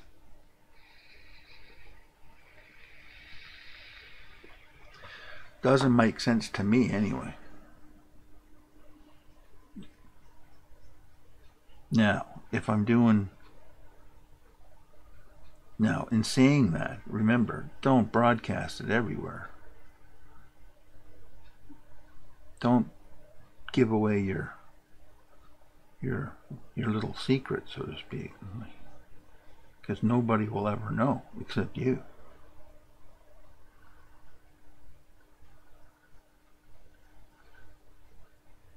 Because art isn't about, right, just out of the tube. It's about the look and Did you get it? Well, you get that through the glazes. You don't get that through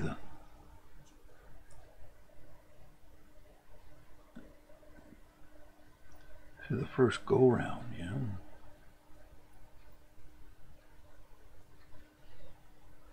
I frankly don't know any artists who do that.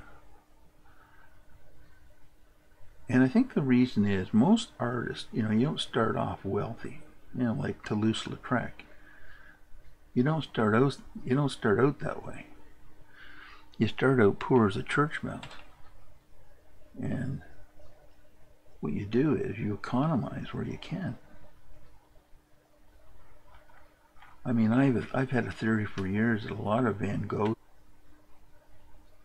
I mean, that's what I would have done. I mean, he was penniless, so I know his brother was supplying his art supplies, but let me tell you, he didn't have a colorist. He was doing it himself.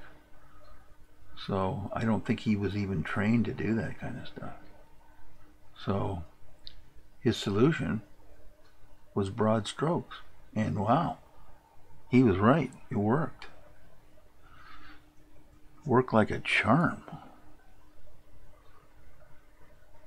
Not in his lifetime, mind you, but it worked.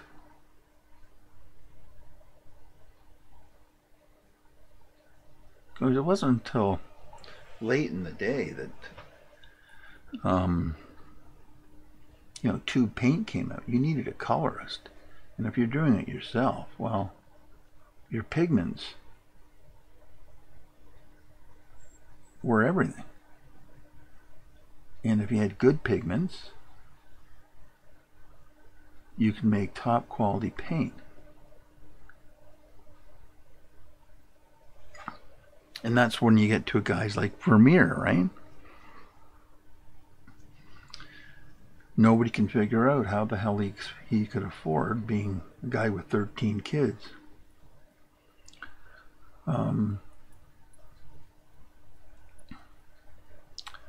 How he could afford his ultramarine blue fixation. I mean, come on. In his day, that was the most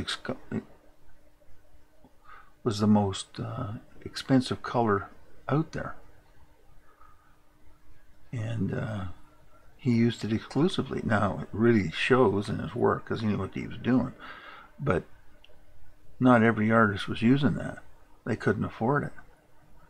So how the hell did he afford it? Well, who knows? He sure had a supply. Because all his paintings use really top-notch colors. Like, now he mixed his colors, so he needed the pigment. So where was he getting his ultramarine? And one thing about Vermeer is paint. They've analyzed it. No, there's no crap. None. So the question therefore is, where the hell did he get it? Who's paying for it? Somebody was. I don't know if he built it into the price of his paintings, and that doesn't make sense either, because he would do troons, you know, trones. So there was nobody buying a trone. That's the girl with the pearl earring, you know. That was like a calling card, like, "Hi, my name's Vermeer, and I can paint really well. Look at this." And people would go, "Jesus, there's my next commission. I'm going to him." That's what they did them for. So nobody was paying. So I think he did. Who it was, I don't know. Nobody's ever going to know. But he must have. Must have. Because if you were a really successful artist, yeah, you could afford that stuff because it was expected. But he had modest success in Delft. But he wasn't like Rembrandt.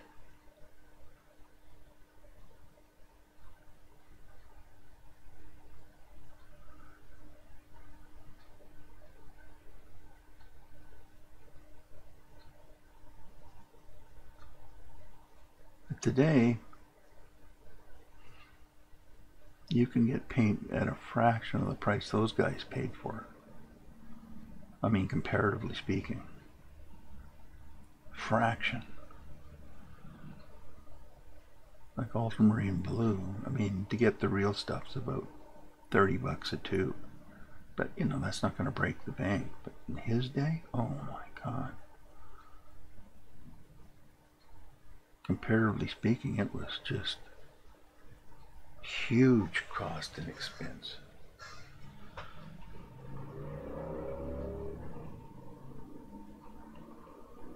Do you know when Michelangelo painted the anchors, or the scene behind in the Sistine Chapel behind the altar, he used up the entire supply in Europe of ultramarine blue. The entire supply. Not some of it, all of it. Because the painting was so massive, and he insisted. After all, he was painting it for a pope, right? He insisted only the best, and he got it. But there wasn't any until because they mined this stuff. It's lapis lazuli, right? He used up the entire supply of lapis lazuli at the time. So that's what I'm saying. When you are in a position to do that, well, great, but he was painting for the Pope.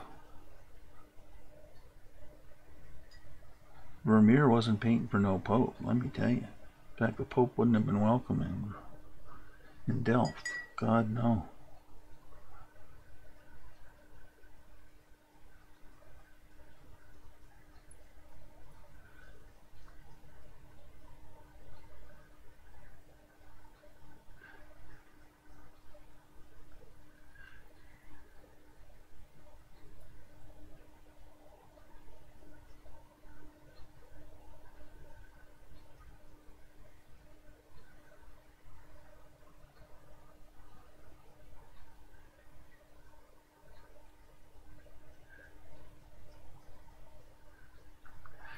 Every other day, every other day, every week is mine.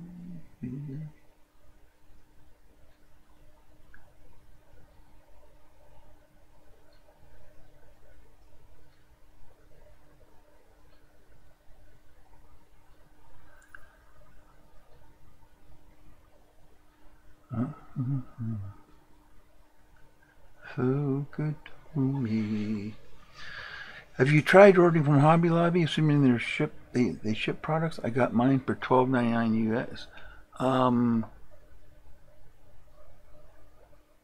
The color that you are, oh, you mean for the flesh tone? It's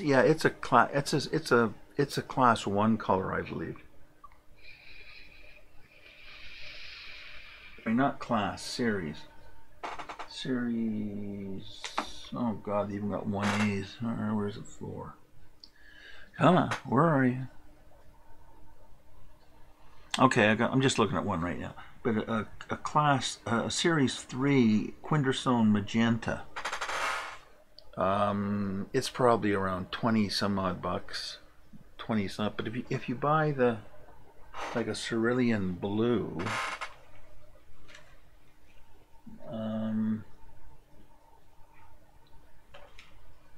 it's about 30 bucks.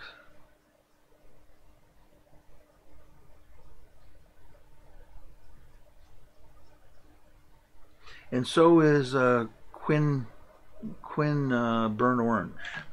It's a class 3. So you'll notice a price difference when you do that. It all depends on the series of paint, which means how much pigment's in it. The cheaper paints are like the siennas, the ochres, and stuff like that. They're not expensive paints because it's the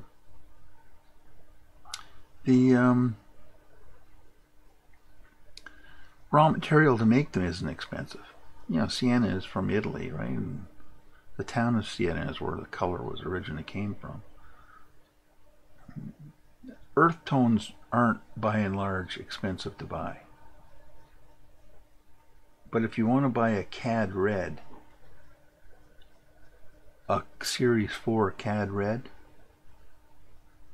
you'll see the difference in price. And that the reason is it's the series. That's what you have to watch. And that's why, like, if you want to buy an imitation cad red, it'll be like 15 bucks. But if you buy a cad red, or maybe even less, if you buy a cad red, you'll see the difference in price. And that's the reason. One will say cad red hue, and one will say cad red. And if you want the cad red, you're going to pay. Now, they've come out with cadmium-free paint. And I haven't personally tried it. So, and I'll be quite honest with you, I probably won't try it. Because I just don't know what they're replacing the cadmium with. And it's not a health concern, it's simply that I know what the cadmium will do. That's why. Nothing to do with health or anything else. Because I've never in my life eaten paint. I don't know what the people think. Well, this will stop the artist eating the paint, and then they won't get poisoned. Well, okay, but I never met a guy who ate paint, who was sane anyway. So that's probably not going to be in my agenda, but I've seen it advertised now a few times, like no cadmium. I don't know if it's a way to make extra money because it's cadmium free, but it acts like a cadmium. I don't know. I haven't delved into that. But whatever it is, good for them. As long as they don't stop making cadmium, I'm happy. And I doubt that will happen because the world uses cadmium for paint. And if Liquitex decides to stop using cadmium, well, then I'll go to a different brand. Because I know what it'll do, I know how it mixes, and I'm not interested in experimenting with a color that has no cadmium in it. Now that's just cadmiums. Otherwise, it doesn't really matter to me. I don't make it sound like I'm so rigid that I won't even think of anything else. But cadmium has been around for a long time, comparatively speaking, and it does a fabulous job in my mind, and I'm not changing it. And the reason it's really simple. The reason is simply that I know what it does. I know how to mix it. I know everything about the damn color. So why would I want to try something different? How the hell do I know if it lasts as well, or how it reacts to different mixes of colors? And I don't want to go into all that crap. I know how to do it. I mean, I don't want to relearn stuff. Yeah, maybe it's really good. Maybe it really works well, and maybe it's not quite the same mixture proportions. Well, if that's the case, then I know the mixture proportions, and I'm not really willing to waste my time. I know what I know. Like my days of experimentation are over when it comes to what color will do. I want it to do the same thing every time. And if it does, I'm a happy camper. Because I'm not worried. I don't want to have to think about that. I only want to think about one thing. Is how I'm going to get the look of this painting. But Hobby Lobby is big in the States. We don't have a Hobby Lobby in Canada. We have lots of other options, but we don't. That's not quite true. You can order from Hobby Lobby, but by the time you bring it into Canada, it's just not worth it. We have a company in Quebec called it's a 1A, yeah. So that's why it's $12.20. Now, if you go to Hobby Lobby and look for a cerulean blue Series 4, see what the price is. That'll tell you.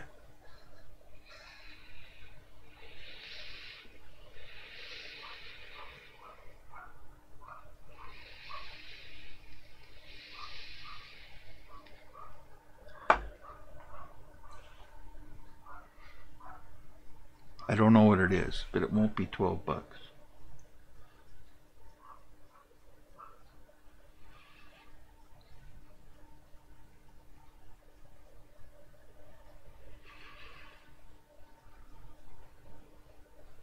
And make sure you're looking for not hue, but pure cerulean blue.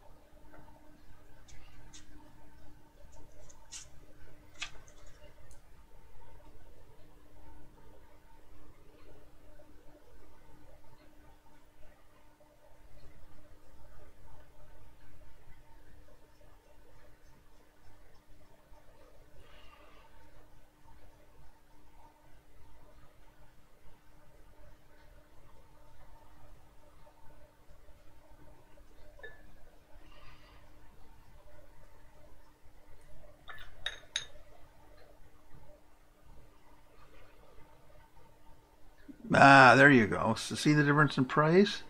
That's the reason. That's it. So that's the reason. Real pigment to fake pigment. And the trouble is fake pigment is okay, but you can't mix as well with it because it doesn't do the same thing. That's why you see the, like, you know, those artists who like folk art guys? You know, the folk art painters, you know, they're usually naive paintings and stuff like that. That's why there's like a million colors. Because it's all fake paint. And boy, do they make money. Do they ever make money? And the reason they make so much money is because they give you every color. Because you can't mix any colors. So you got 175, 200 different colors. Yeah, cadmium 3S3 1949. See, I don't know what that'll do. So you won't get me using it. That's all I'm saying. You won't get me. Nope. I'm not adverse to trying it at some point if it runs in, if a tube falls into my lap or something. But I'm not going to change the way I mix because they've come up with a cadmium red or cadmium free. The fact that it's cheaper right away tells me that maybe it doesn't mix as well.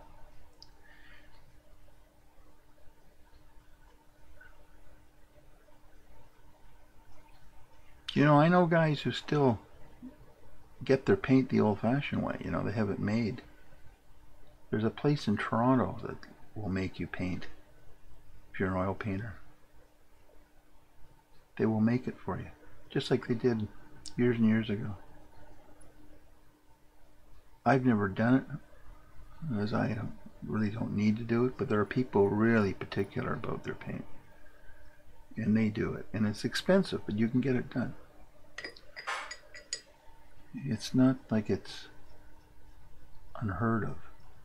Because the trouble is, you see, they kind of ruined all paint. Not artist paint so much, but they ruined all the regular paint when they took the lead out of it. Lead was the key ingredient in a lot of paint, especially paint like house paints and stuff like that. And you know, lead is the boogeyman, right? So when they took the lead out, it ruined it. That's why when you see those shows on TV, you know, those big designers and all that stuff, and they paint somebody's house or in the inside of their condo or something in New York, and they get this incredible color. That's because they're not using paint from Home Depot. They're buying paint They're having their colors made, and then they put lead in it. And that's why you can't mimic those colors. There just is no way. They can tell you go to Home Depot, but it's not true. Like, I know the places that'll do this. Because lead is only banned for commercial sale. Because and the real reason wasn't the fact that people were eating lead and getting poisoned. It's because they didn't want it in the landfills.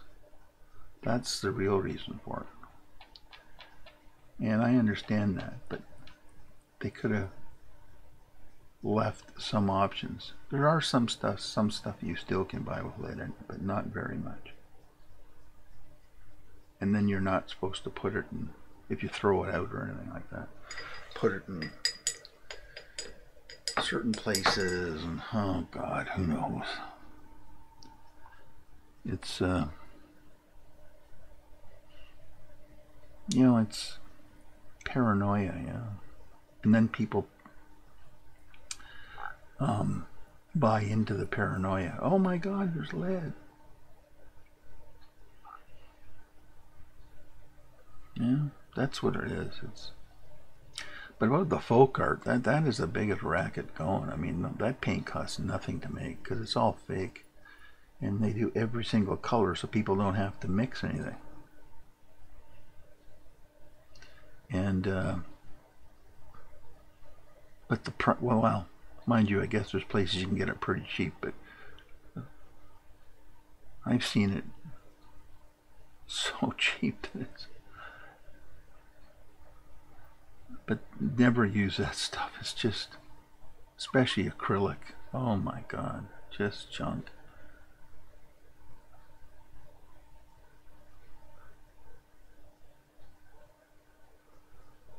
And there's only one person I ever met who uses it, who does really nice work with it. And it's a woman I know who's had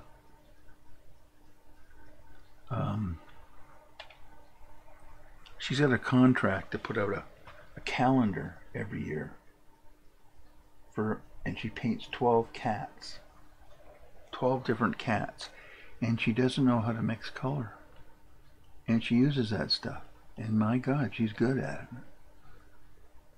She glazes a lot, mind you, but she does a really nice job using that color. Those colors, but she's the only one I ever really found that could do it. And I'll be honest, I don't look very hard. I mean,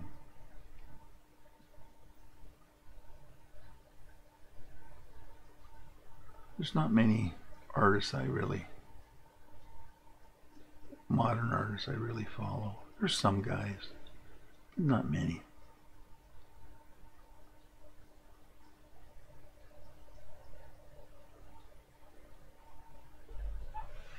That doesn't mean there's not a lot of good artists. I paid already. Oh, cadmium-free red medium, 27. Yeah, there's a series 5 red medium is 27. Yeah, so the series cadmium-free red medium, $27.38 for series 5. But what would be with cadmium in it? That's what I want to know. Like, is it comparable price-wise?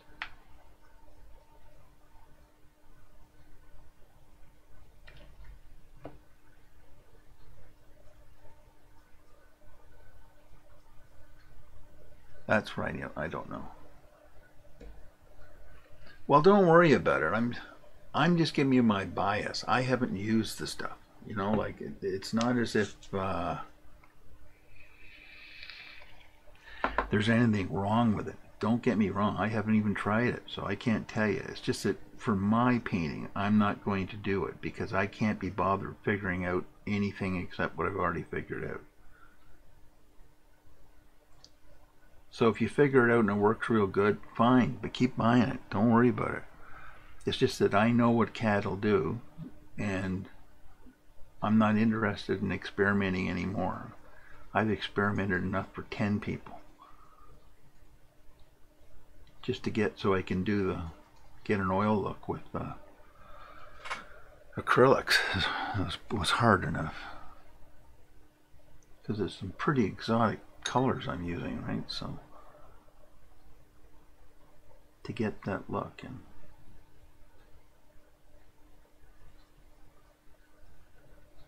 it took a long time.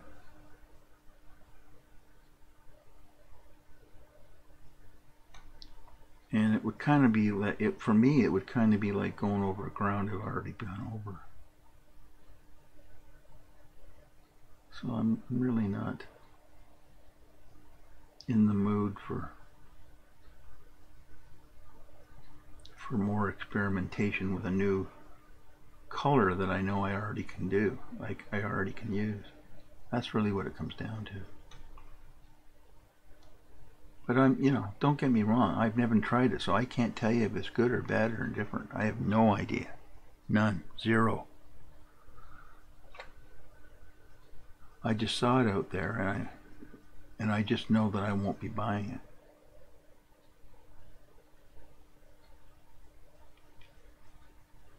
Because again, to me it's the same rationale as the lead, which is they don't want it in the landfills. That's bottom line what it is.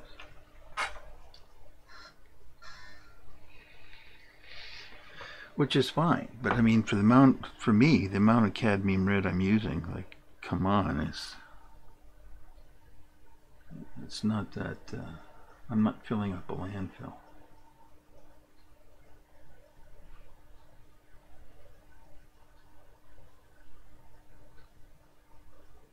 Industrial, I guess, would be. But you see, it permeates right through all of society, right? I mean, they get in their head like, oh my God, don't let the children near it. You know, like, oh my God, don't let the kids near it. They'll be poisoned. Yeah.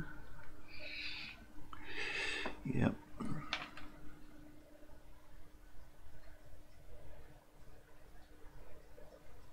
Mind you, when I had my art school, to be really fair, I mean, I would tell the parents, like, or people coming, that I only used non-toxic paint, and I did. And it was a liability issue. So I didn't want somebody coming to me and say, well, you know what, the doctor said I got high levels of cadmium in my system. Well, it wouldn't be from paint, but then again, I would get the blame. So from a business perspective, I only used non-toxic stuff, but they didn't have cad-free. But I would use imitation stuff, but they were people learning. Now, if I had people who were like artists and they wanted to learn how to do finishing techniques and all that stuff, I would say, bring your own paint, and invariably they would have cad paint, so they had purchased it, because I always wanted their paints, because if I started mixing with my paints, then they may not have that paint, and they say, it's great, but I got to go out and buy a couple $100 worth of paint, so I figured out real quick that wasn't a good idea, because they'd go like, holy Moses, lessons, more colors, paint, I got tons of paint, and you got to buy more. So I didn't do it. I didn't do it anyway. I mean, they don't have it, non-cad, there you go. So the environmentalists have won. They've already penetrated the art world.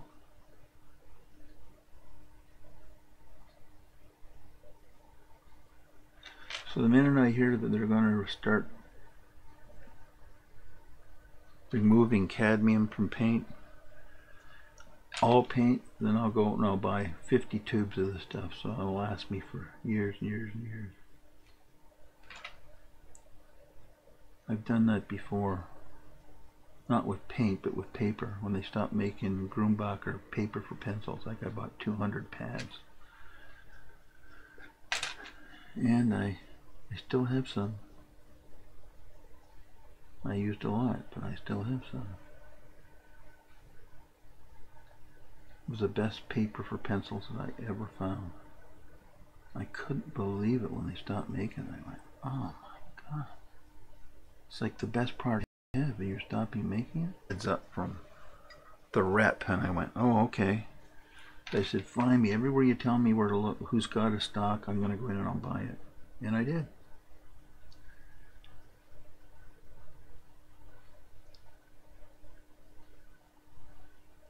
And I got it. I remember when she was leaving Grumbacher years later, she was retiring.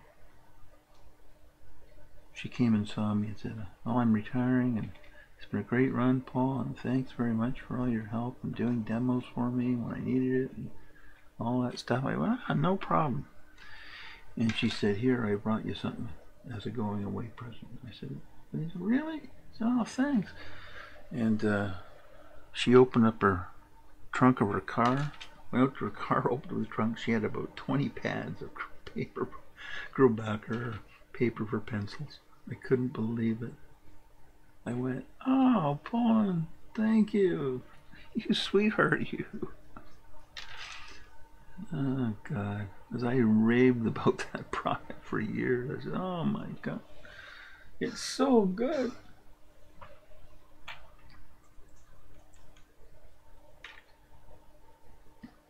And she left basically because of the way they were nickel and diming the art world. I mean, it was just terrible. Every time a company, look what happened to Prismacolor. I mean, it's just disgusting. They moved all the production facility to Mexico. That's no big deal. Mexicans can make good stuff, but they sure as hell can't make Prismacolors. Or the quality control is no good. I don't know. I won't even buy their Verithins anymore. I don't know anybody who will. All the leads are off center. You got to check each and every single pencil, and at least you can check them. But another example of corporate profit, you know, like, I don't know if they're not, I mean, it doesn't seem very, I mean, to me it sounds so stupid because, I mean, let's face it, how hard can it be to put down a wax with pigment into the barrel of a pencil, a cedar pencil? I mean, you must have the right equipment. So how does it get off? Like, how all of a sudden do you get lids that aren't centered? Like, who's watching this? Is there anybody? You know,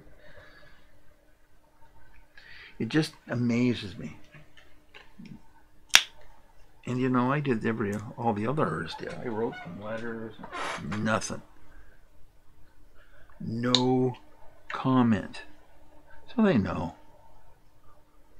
The trouble is that they got the only product that's worth using. So if you like Prismacolor type pencils, there's nobody else in the market out there who has them. So what do? Suck it up. And so what I had to do, there was a little wee bit of a mark on here. I don't know why. There it is. Gone. And while I'm here, I want to take some of this out too. I get too much highlight in there.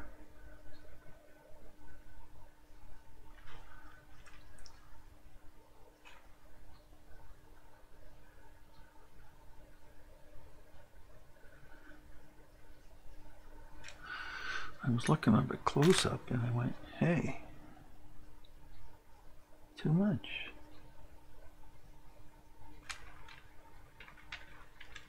Yeah, use a dirty finger, why don't I? That's better.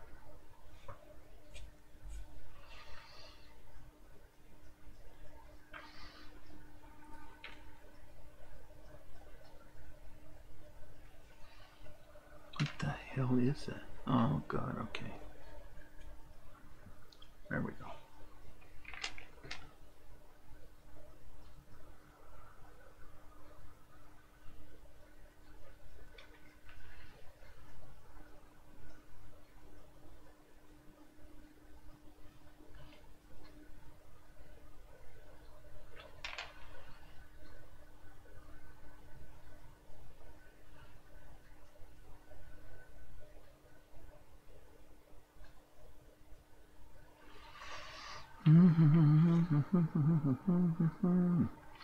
Off in a while.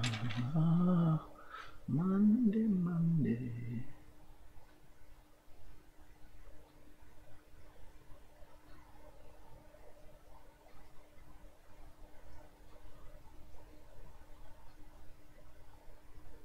I mean to get this hand pen that needed in. I keep forgetting. Da, da, da, da, da, da, da, da, da,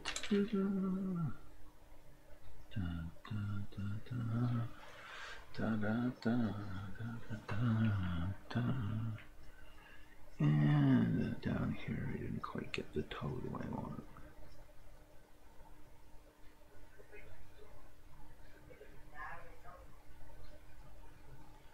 Da-dum-dee.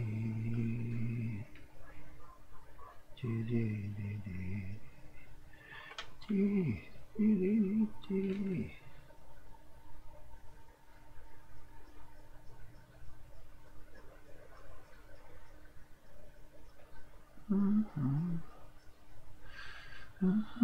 The way.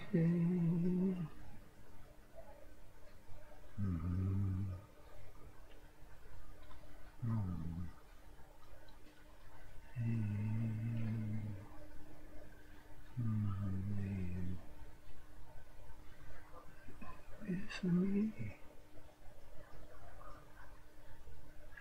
Any other day, any other day.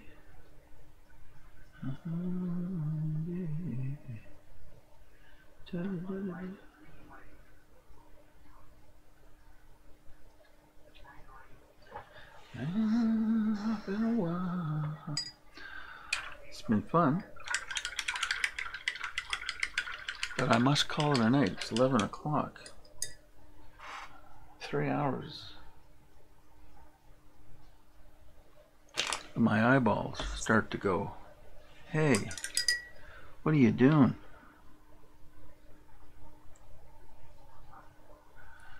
Just call it old age.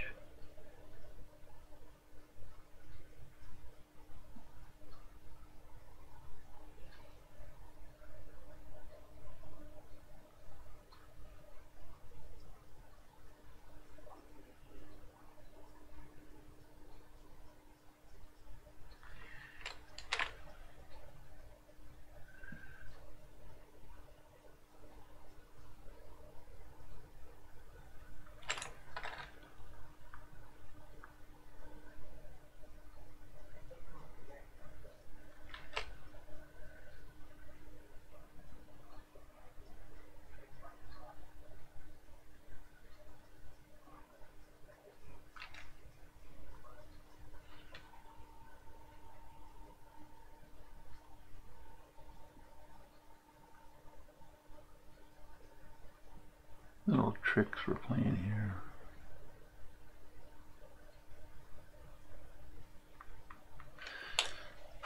To get the skin just right on the money against a darker shadow.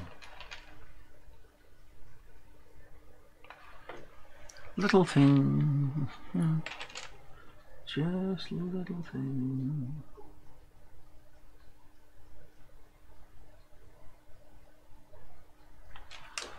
There we go.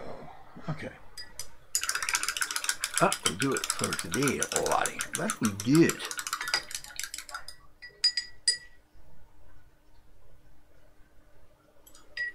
Yeah, splash some paint on there, why don't you? Jesus Christ. Can't believe it.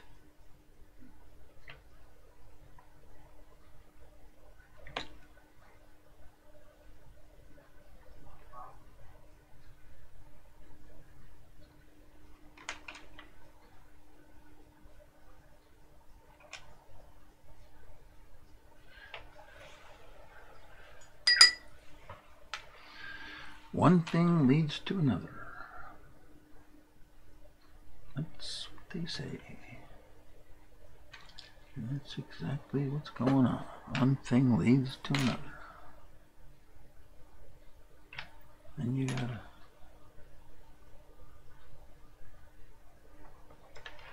fix it.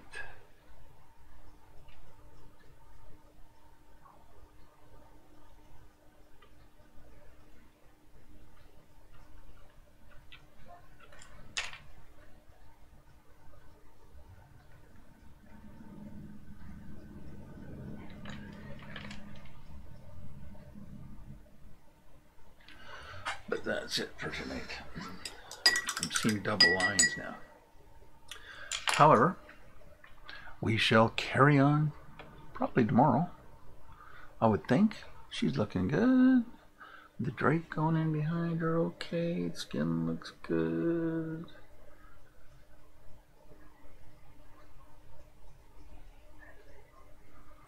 Oh, I think she's looking alright.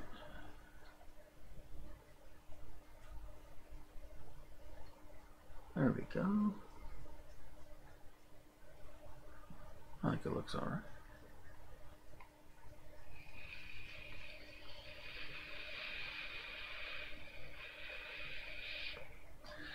Anyway, night all.